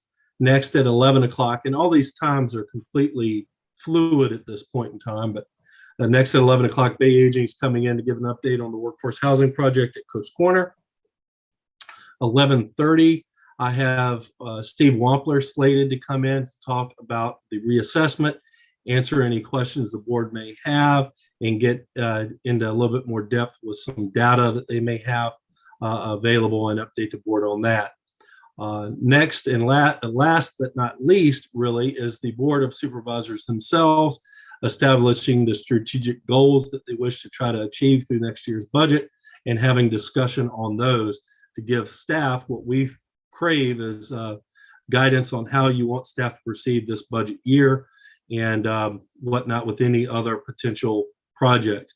One project that's not on this list that we thought maybe should, but probably won't have a whole lot to update the board on, is the multi-purpose path project in Deltaville. This is a multi-phase project that is kind of getting out of the crib, so to speak. There's really nothing new to report that I'm aware of. If that should change, we will definitely brief the board at a appropriate time. And then finalizing, or the final item on the agenda preliminary, is for the chairman of the board to make his board and commission assignments and committee appointments. And that's your draft agenda. Any input the board may have is welcome. In looking at your agenda, is there, I'm a little confused at the 10 o'clock HRSD Middlesex sewer projects. Does that include water as well, or is that just sewer alone? That's just sewer alone, Mr. Harris. The Water Authority will be doing a briefing at 9:30. Oh, my bad. Didn't see that. Sorry, That's Greg. okay. I think of water and sewer together too. So It happens all the The time. 10 o'clock meeting, would you want another item for because I believe we have a sewer authority board or group. Would they want to be there to hear or chat about the sewer projects? Yeah, I think you may be referring to the Middlesex Broadband Authority for broadband. No, I'm not. I'm talking about the sewer advisory board. We have one of those in Oh, Middlesex Sewer County. Advisory Board. They're welcome to attend, but the Sewer Advisory Board hasn't met in quite some time. I'll extend an invitation to them. That'd be great. Yep. I'm sorry, I misunderstood. The advisory board, indeed, we have.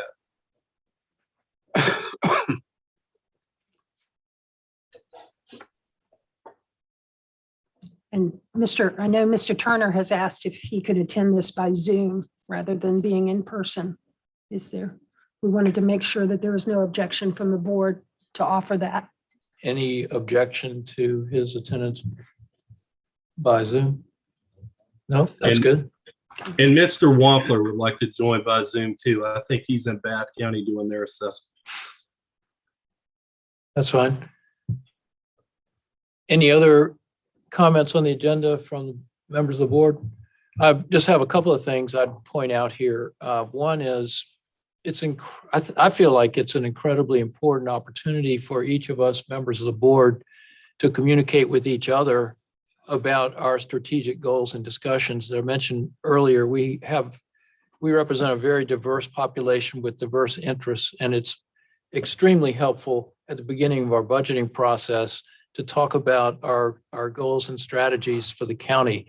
So I ask you to spend some time in advance of the meeting preparing for that so that we can each really start out our budgeting process by communicating those priorities. And it gives us a good foundation to work from as we go through the budgeting process. I would also ask you to consider the board assignments that you would be interested in. It may be good to rotate some of those. It's an excellent opportunity to get more deeply knowledgeable about various aspects of the county operations that we only touch the surface of unless we participate on one of those boards. So very much appreciate that. And I would also call upon any citizens to recognize that the budgeting process is an enormous undertaking. It starts this Friday and it will proceed through April. But the decisions that are made by April that often appear in an invoice to your home in November, those decisions are based on work that starts in January and takes place through March.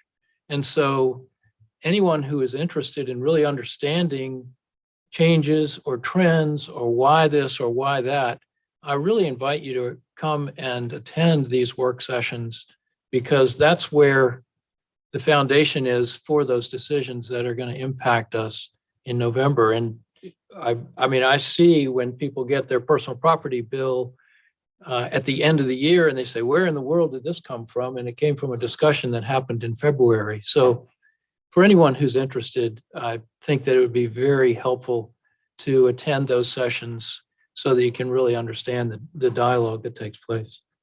And if I may add, beyond attendance, your public comments then are probably most valuable in terms of how spending occurs in the community. So now is when we need your input. Now is when the decisions are being made. Now is when we're talking about our unique strategic objectives.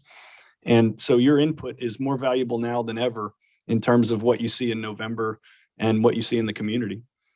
And I would also ask staff if you could circulate the current board and commission assignments so that we can evaluate where we might want to rotate to. I'm sure we all know where we want to rotate from. Absolutely. Thank you. All right, Okay. county attorney updates. Well, actually, Mr. Chairman, I did have a couple other items, if I may. Oh, sorry. That was the Didn't mean to cut you first off one. there. I just have to share my screen. I have to share a different screen now, so bear with me. As the board is aware, the Water Authority's operations are due to commence really within any week now. We're waiting on some final testing and whatnot for phase 1 and 2 of the water project. And that means we are ready and it's timely to make the necessary connections on the customer side of the meter. We plan on probably reading meters by the end of the month, and the airport property is slated to connect to the water system. I have been for the last month and a half recruiting and soliciting different contractors to provide quotes on the service lateral to the airport terminal building and the hangars that are connected to the existing shallow well at the airport. I have tried to get 6 different firms to give me quotes heretofore, and as late as today, I've had responses from 4. Quick question, why wasn't this in the packet? I was literally waiting on for the final 2 quotes to come in today, which they did. And we have 4 quotes from 4 different firms for providing the service. And I'll try to show from the water meter 5 foot off of the property line and all the way into the existing shallow well where we will need to make an interconnection to serve this hangar and the terminal property is approximately 1,900 feet. The quote that the lowest quote that we received was from KL Langford Excavating from Woodford, Virginia at 19.5. That's approximately $10 a linear foot, which is a pretty good price for that amount of work. But it is 1,900 feet for a service lateral. I wanted to bring this to the board's attention. I'm tempted not even to ask you to take action on it tonight. Just understand that the Water Authority will start operations, God willing, this month.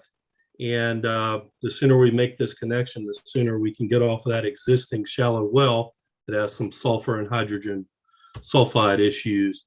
If my memory serves last time I was down there. So sorry for the short notice, but I did want to bring this to the board's attention. We received 4 quotes, which ranged from 19.5 to 48.6. Obviously, I'm not going to recommend the 48.6. I would recommend the board consider the KL Langford Excavating quote. And if there are any questions, I'm happy to answer.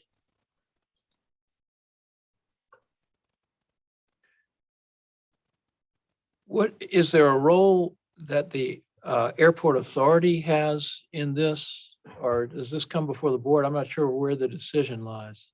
Well, this is kind of a property owner decision, so the county owns the property. We can consult with the airport committee. But and I guess I should go back and give some history and context to this.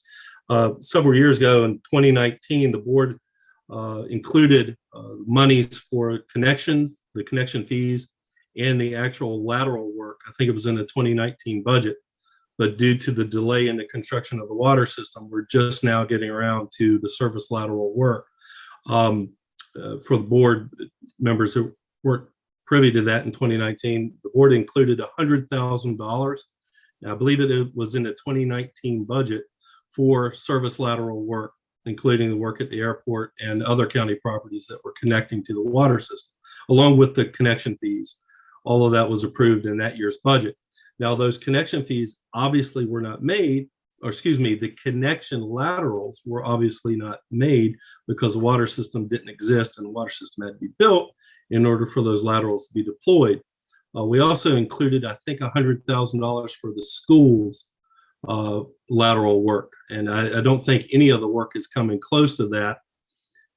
This may be the rare occurrence where the estimates were actually a lot higher at that time than what the actual numbers have proven out to be. It's my understanding the schools have moved forward with making their connections and should be up and running by the end of the month, unless I'm much mistaken.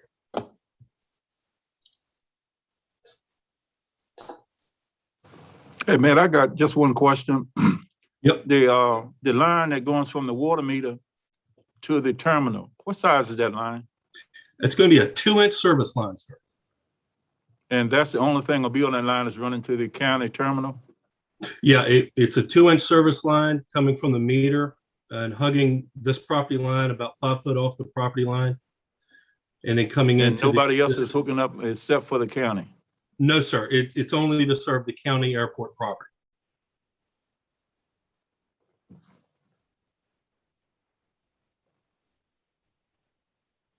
And is a 2-inch line needed because pressure needed for washdown or fire protection or? For a service line of this length, I wouldn't recommend going with anything smaller than a 2-inch.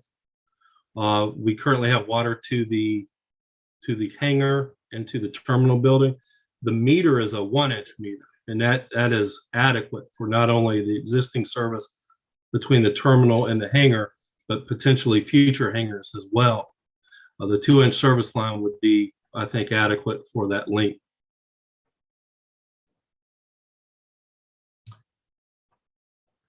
What's the will of the board? You want to vote on this or you want to wait until we get the remainder of any bids? It doesn't seem like there's a hurry here.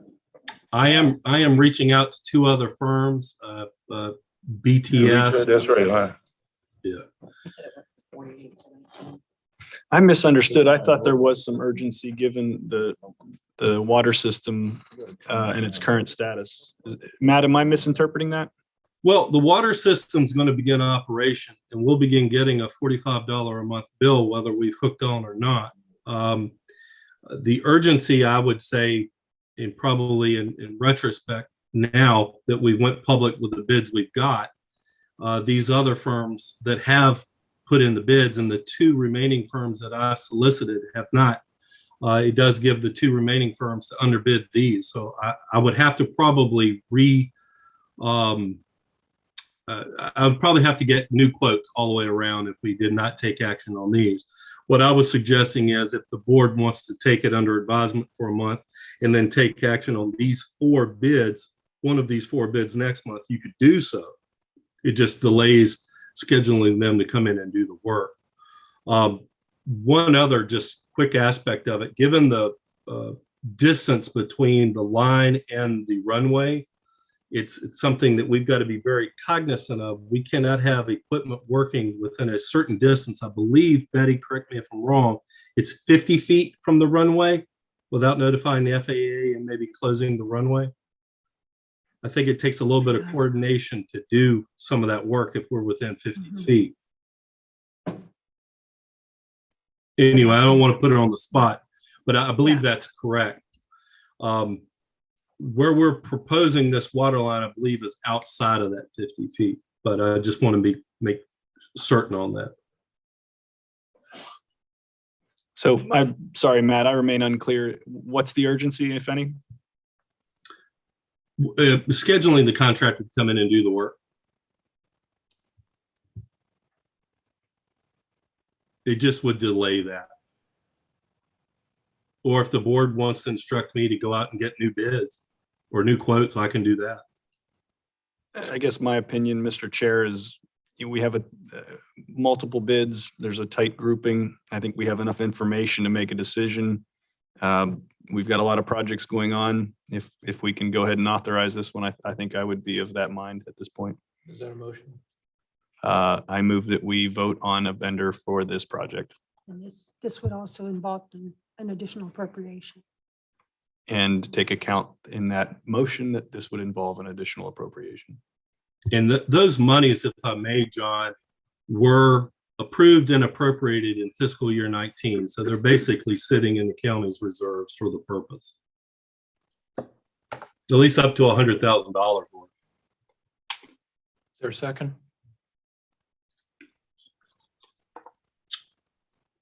I'll second it. Any other discussion? What's the additional appropriation? Just because the monies are not in the current budget, we would appropriate the monies over from the general fund into the current budget year. The current. Where we are Operating. now? Mhm. Okay. My only comment is, I don't know that that's time frame. It's the urgency to do that now, but that's all I have to say about that.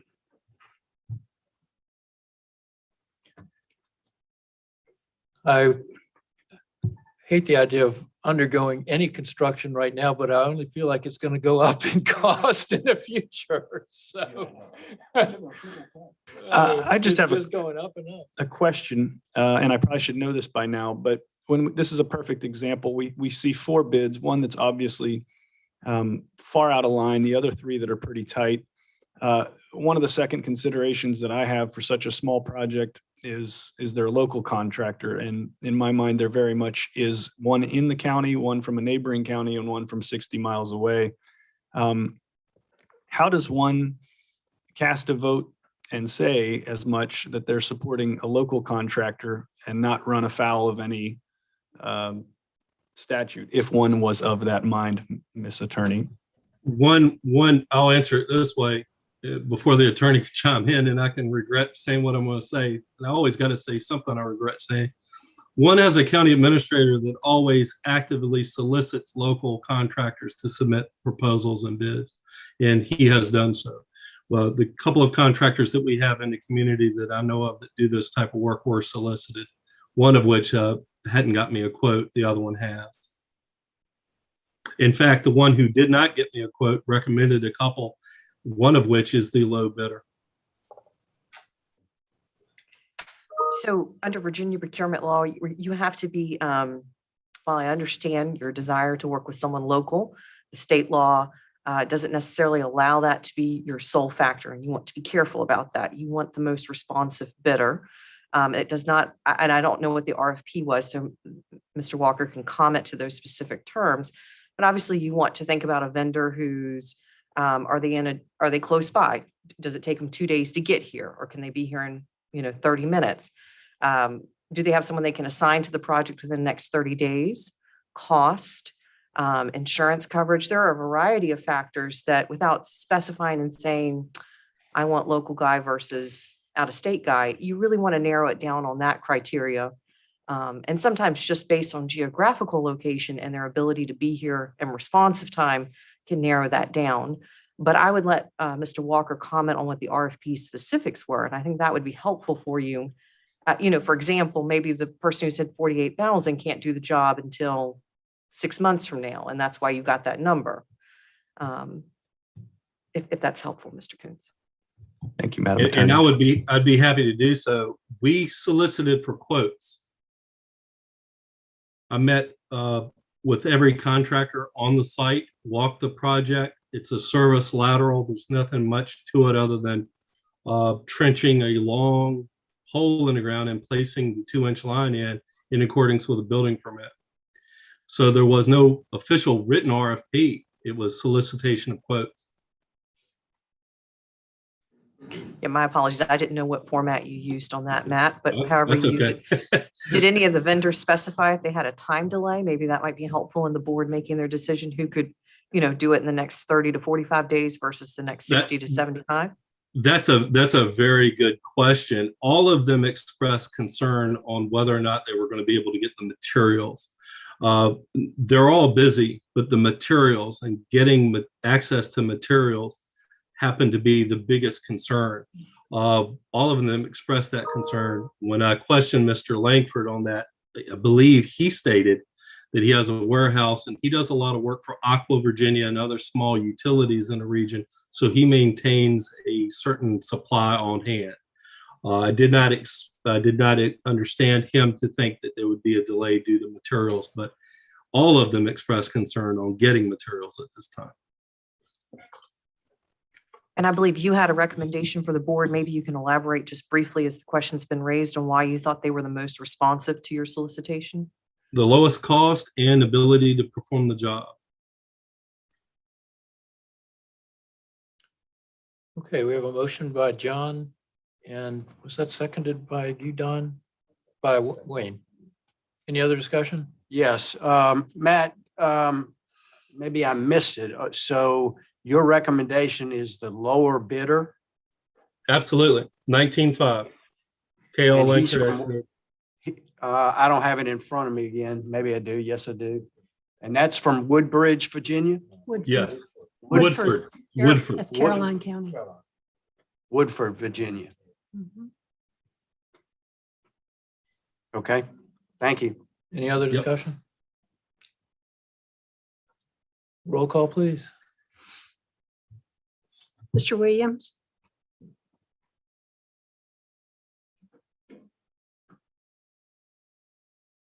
Mr. Jesse, Aye. Mr. Coombs, Aye. Mr. Harris, Nay. Mr. Kimbrough. Aye.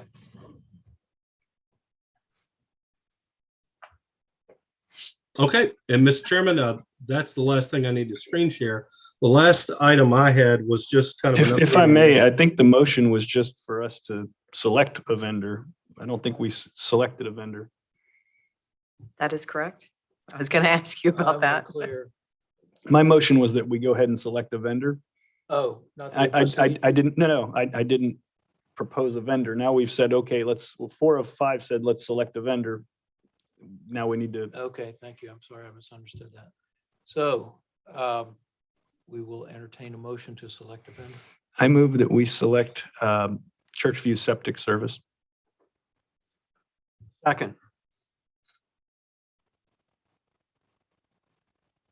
Any discussion? So that, then if you select that vendor, then that makes the appropriation 21.5. Okay. Discussion. And I would solicit input from our county attorney. I mean, you've had a robust discussion about who you think is most responsive. Your administrators weighed in. Unless there's a specific question to me, I'm not objecting to your procedural process. And I would chime in to say both Yeah. contractors are equally capable of performing the work. Okay, Mr. Chairman, can I say something? Please. I'm looking at, I know Churchview Septic Service, he's good and everything like that. He's busy as anybody else. I would like to save $2,000. And I'm thinking, hey, if this $2,000 gonna put him out of business, then something wrong. I know him, he's very busy, but I'm just saying, if we can save $2,000 and I like local, I work local here myself. But if we can save $2,000, for 19.5, I think it would be a good idea, just personally me. I think, just to say he's local. Yeah, we got a lot of local, but he's busy. I can tell you, he's very busy and he's blessed.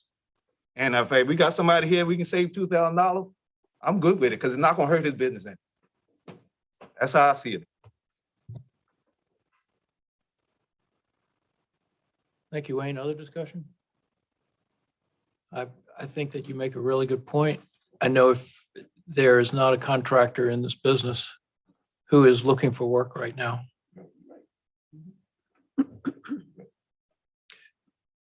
Any further discussion? I like what Wayne is saying too. I like better what Matt said earlier, that he could get more prices out, but what I got in front of me is 3 people, and I'm gonna have to go with the taxpayer this time and say you save a couple $1,000s. So most of the time our vote is going to lead toward the taxpayer, so. Well, and as I understand it, also, if we went out for a new bid, they would be all new bids. And if the price of materials gone up, then the bids could go up. Is that right? That is indeed a possibility, or perhaps these days a probability. But I would circle back and say at $10 a foot or $11 a foot, they're both real good prices for that amount of work. Okay, to John's motion that we select Churchview Septic, can we have a roll call, please? Mr. Jesse, No. Mr. Coombs, Aye. Mr. Harris, Aye. Mr. Williams, No. and Mr. Kimbrough. No. Motion doesn't carry. I move that we select KL Langford Excavating. Is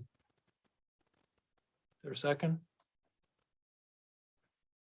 I'll second it. And appropriate 19. As part of the motion, then we were appropriating 19.5 as well. Okay. If you wouldn't mind reseconding. I'll second it. Second. Any further discussion? Roll call, please. Mr. Coons, Aye. Mr. Harris, Aye. Mr. Williams, Aye. Mr. Jesse, Aye. Mr. Kimbrough. Aye. Motion carries.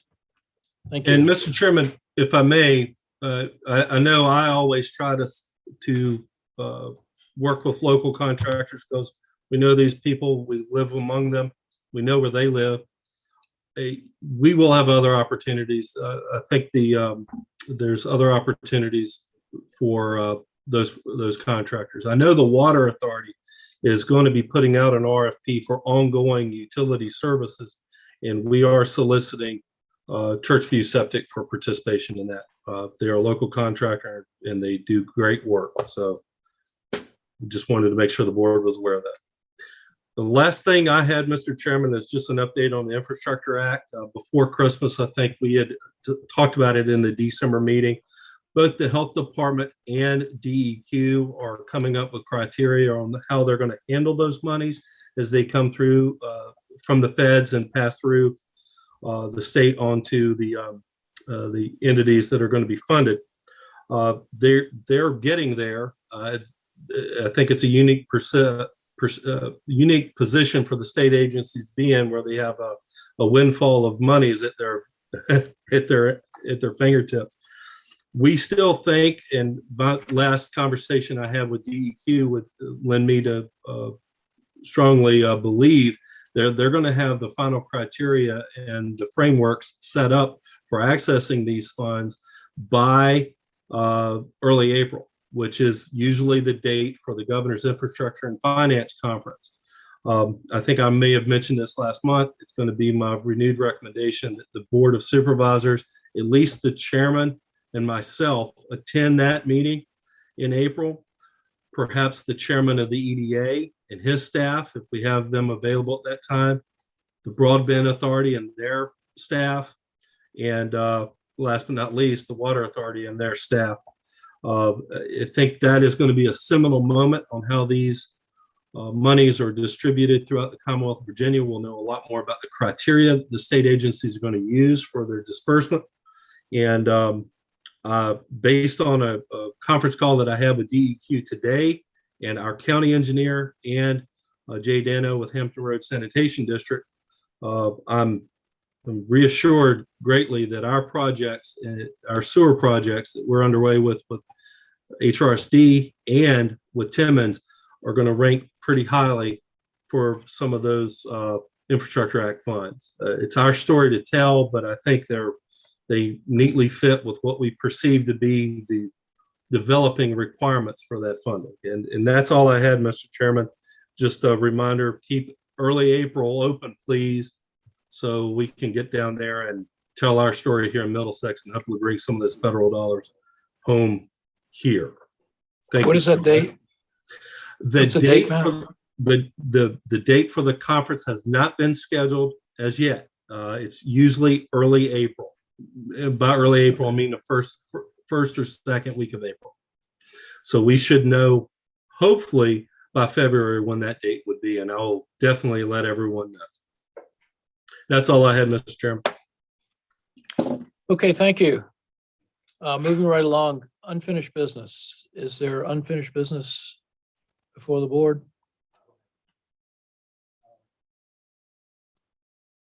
Don, Reggie? Unfinished. Any new business, Reggie?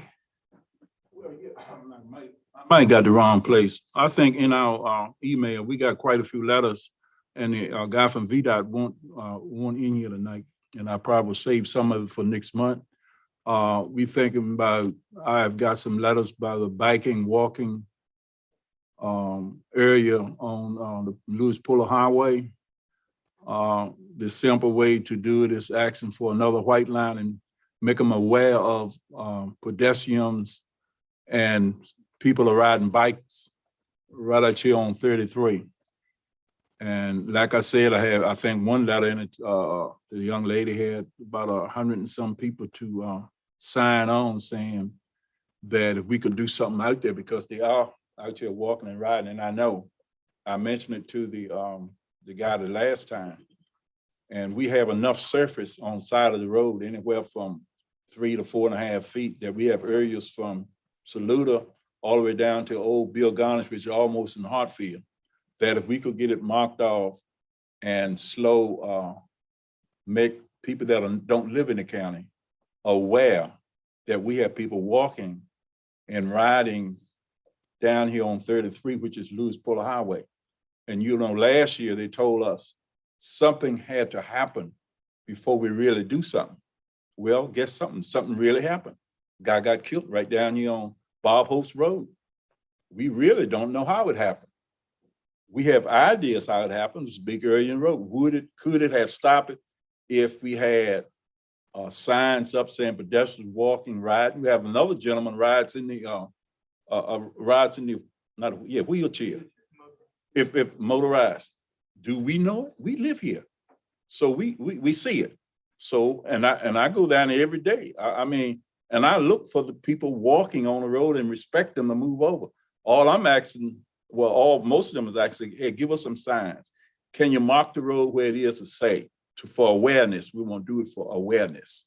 And that's one thing I'm not going to back off this year, because I know they walk down here at Haley's Road, which is Haley's Road now. We have them come out there, they walk on down White and Crew. One of them was a judge that was here. He gets out and walks his wife to run from Christ Church and run right straight down 33, and we got to make people that comes through this county that they're aware of these kind of things. And so we got 2 letters in our email. Both of them was pretty well wrote. So we should pay attention to that as supervisor. Now, the next thing that I have, I don't know whether it's new or old, is Regency Road. John, when you got one side of the road, and I don't know how we change it the other now. Regency Road, we want to drop the speed limit back to 45. We don't want to talk about it. We want to act, hey, you drop it back. Well, guess what? I'm going to give you an example. Haley's Road, we got a 40-mile speed limit from Haley's Road from 7-Eleven down to Star Mountain Road. That speed limit is 40 miles an hour.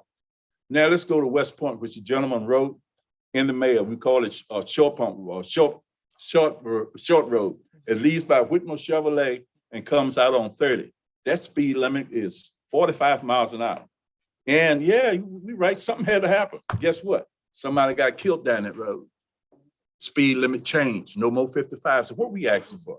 We know Regency Road don't have no shoulders on. Okay, you're driving 55 miles an hour in front, Star Chief. Somebody pull out, a lot of mishaps. Got a sharp curve as you come out to 30. But the study told us in our mail. John, what do you think of that? The study told us that we don't need to study. We want the speed limit change. And I don't know how to go about it. I guess there's a lot of hoopla. I don't want to tell them to go on Facebook and all this kind of stuff, but I tell you, you're getting to that point. Okay, so you just blow it out the water. I'm sorry. And I'm not telling you to do that. I'm saying if we don't get a respond to something that what we want in Mills County for Regency Road, so all we want to do is slow you down. And we don't want to have to do it. We want to see signs and let them be aware that this is what's happening. So a lot of traffic on Regency Road. If you believe, you go down in the evenings, you'll see it. So that's only 2 things I had today. And Mr. Chair, I'm in lockstep with Mr. Williams on both of these issues. I think it was 241 signatures, which is 2.5% of the county. I mean, we don't have many 241 signature letters coming our way in terms of biking, walking, strolling. And I hadn't thought of it, Reggie, but the fact that we've had a fatality on that road does suggest that we should be getting more of VDOT's attention. The fact that we similarly on a road that abuts or intersects with the Puller Highway that we know has incidents. I have a friend that was in my Rotary Club with me that got T-boned coming out of Tall Chief, and his family said, you can't live down there anymore by yourself. We're afraid. And so he's no longer a part of our community. This is what we're here to do, is represent the interest of our constituents. We've spoken to VDOT the last time that they were here in December. They told us they would escalate. I think the words I used were something, can you look in your bag of tricks? At this point, I think we need staff to request that VDOT bring us somebody with a little more clout or experience in what that bag of tricks is. But what we're saying is we know this community. They've done their study. They're saying they'll do no more.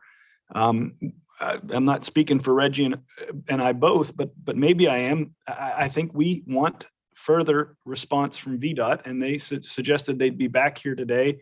The weather's inclement. I'll give them a pass. They're busy doing really important work today, but I'd really like to see somebody from VDOT a little higher up come and explain to us when we're having fatalities on our roads and we're requesting action in both of these matters on region and basically a recreational, but also a safety play in putting another lane on that road. We're a tourist community, and if people come down here and they want to go for a run, I'm not sure where to tell them where to run other than the track. And most people come to rural areas to enjoy the view shed. And I think we have an opportunity to do something there. I can't say it any better than Reggie, but on both issues, I think we need more attention from VDOT, and I'll leave it there.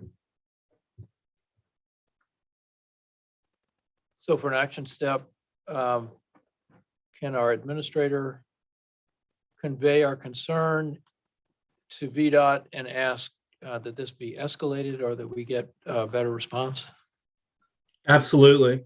We'll make that happen tomorrow. Thank you. Hey, John. Other new business?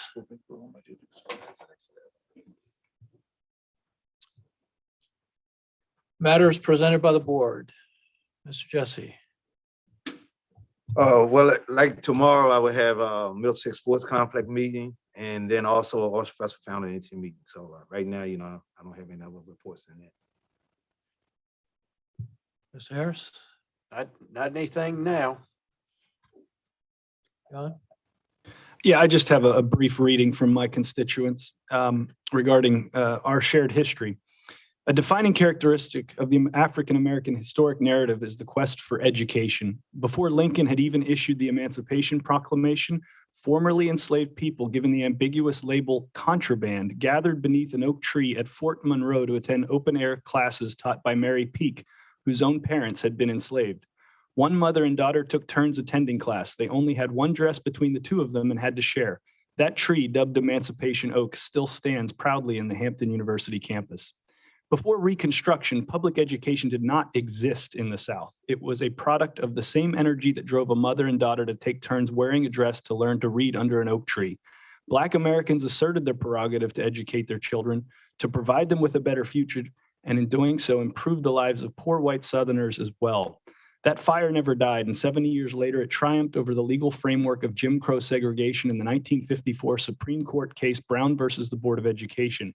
Once again, the struggle for Black equality had a broad impact. Brown was also the seminal case for special education in the United States. 70 additional years later, Black Americans continue to prioritize education. 2016 Pew Research study found that 86% of Black parents, 79% of Latinx parents, and 67% of white parents considered higher education extremely important. You don't have to look far back into the past to observe a time when many of America's students were relegated to the back of the classroom.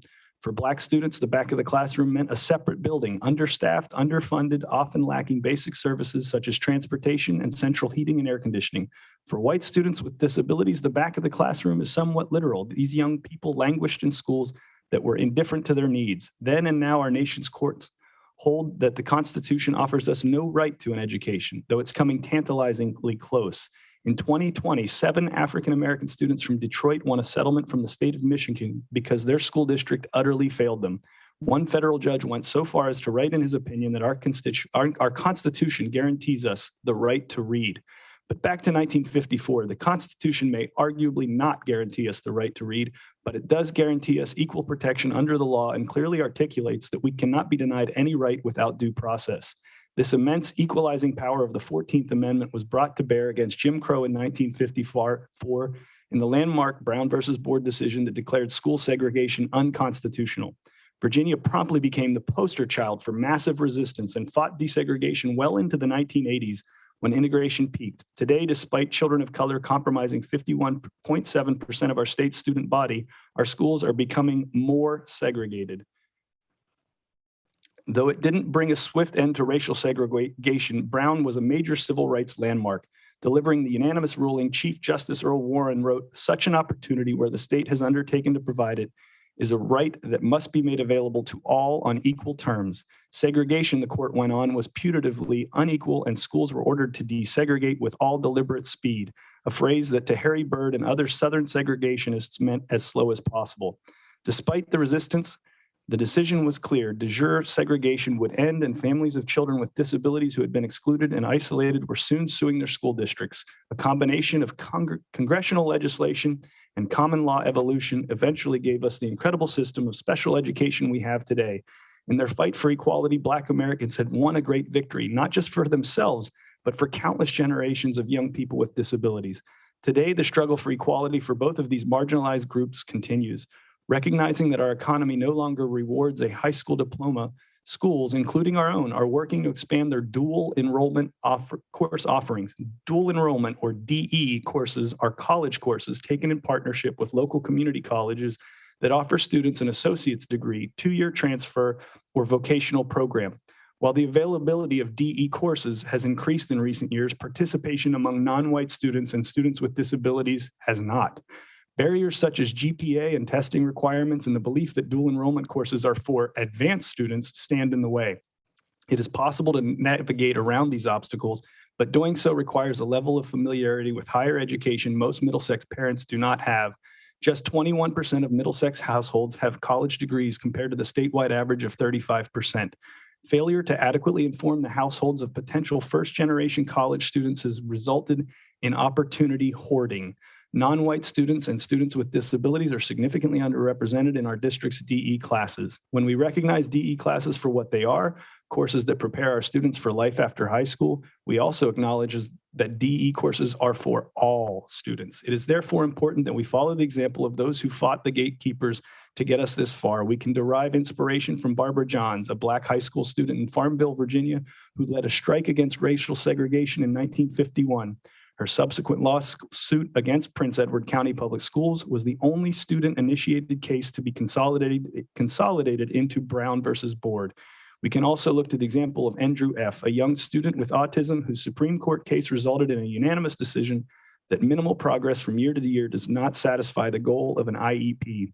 The struggle for Black equality created public education in the South and the individualized approach to education that allows students with disabilities to learn alongside their peers. But that struggle must continue. We must advocate for ourselves and for others.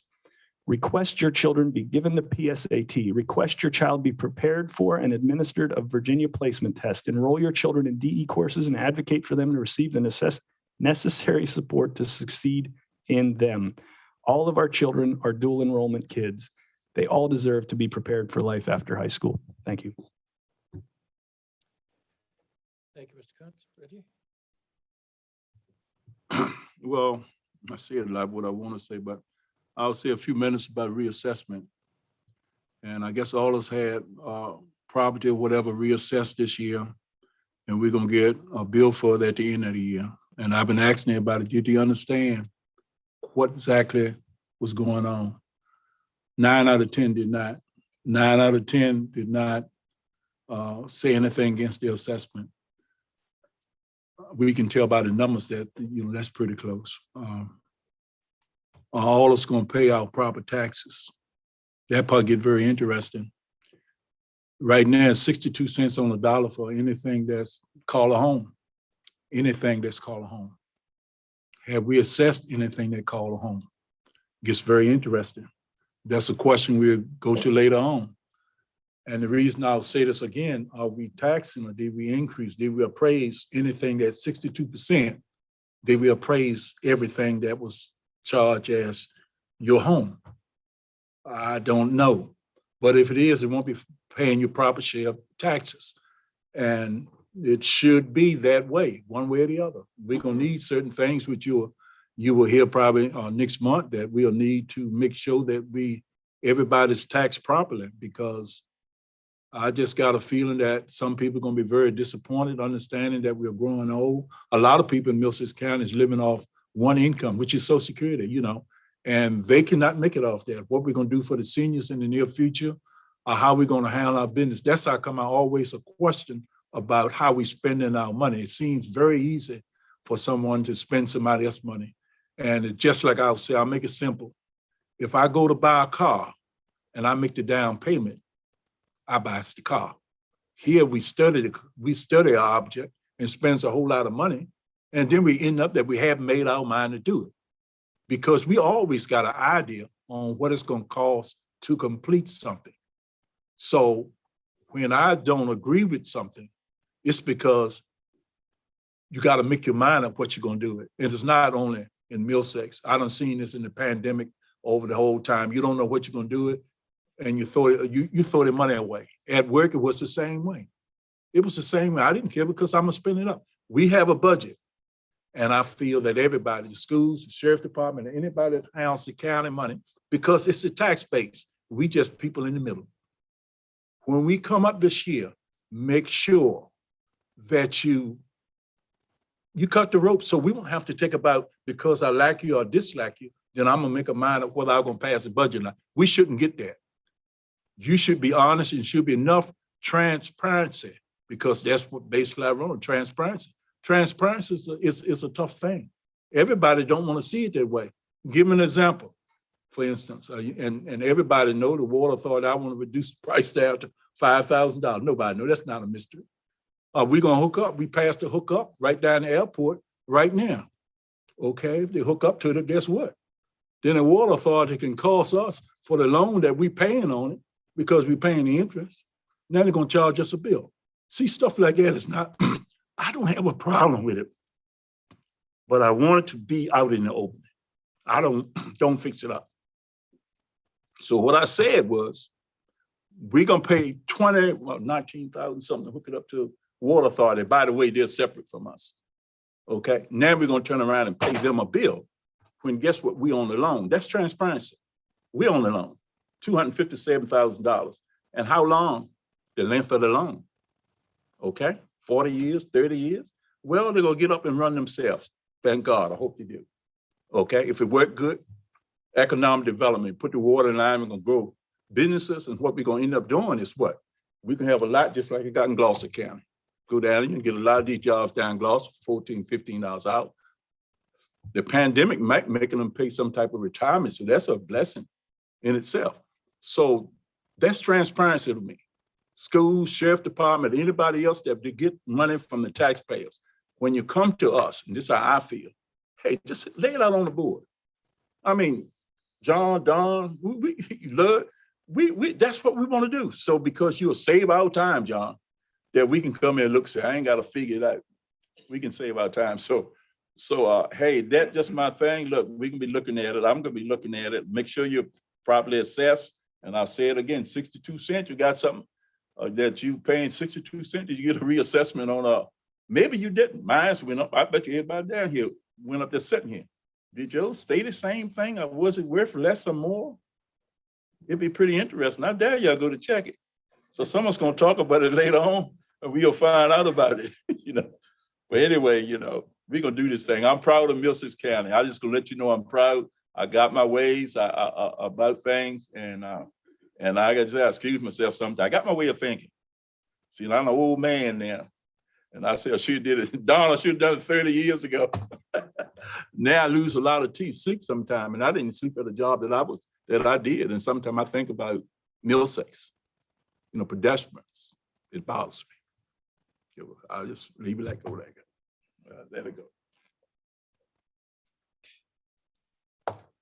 From the citizen's perspective, Reggie, that's a good thing because it shows that your heart is representing your constituents. So that's a good thing.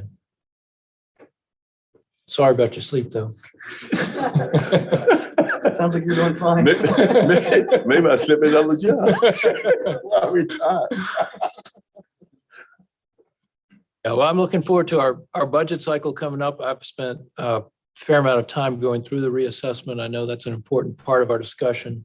It's extremely complex, different types of property and what's happened. And I've sent a summary to everybody on the board of the analytics that I did. And I hope that's informative. And I look forward to starting up on our budget process next Friday. Any other? Let's see here. I had one last thing. I'll be Yep. very brief. I just wanted to let everybody know that one of the people in our audience is one of our 1,100 students in our public school system. I have 4 I could have brought, but I brought 1, and I'm really proud of her. I think we're at recess unless there's something else. Any other matters before the board? We will entertain a motion to recess until 7 o'clock. So move. Second. Any discussion? Roll call. Mr. Harris, Yes. Mr. Williams, Aye. Mr. Jesse, Yes. Mr. Coons.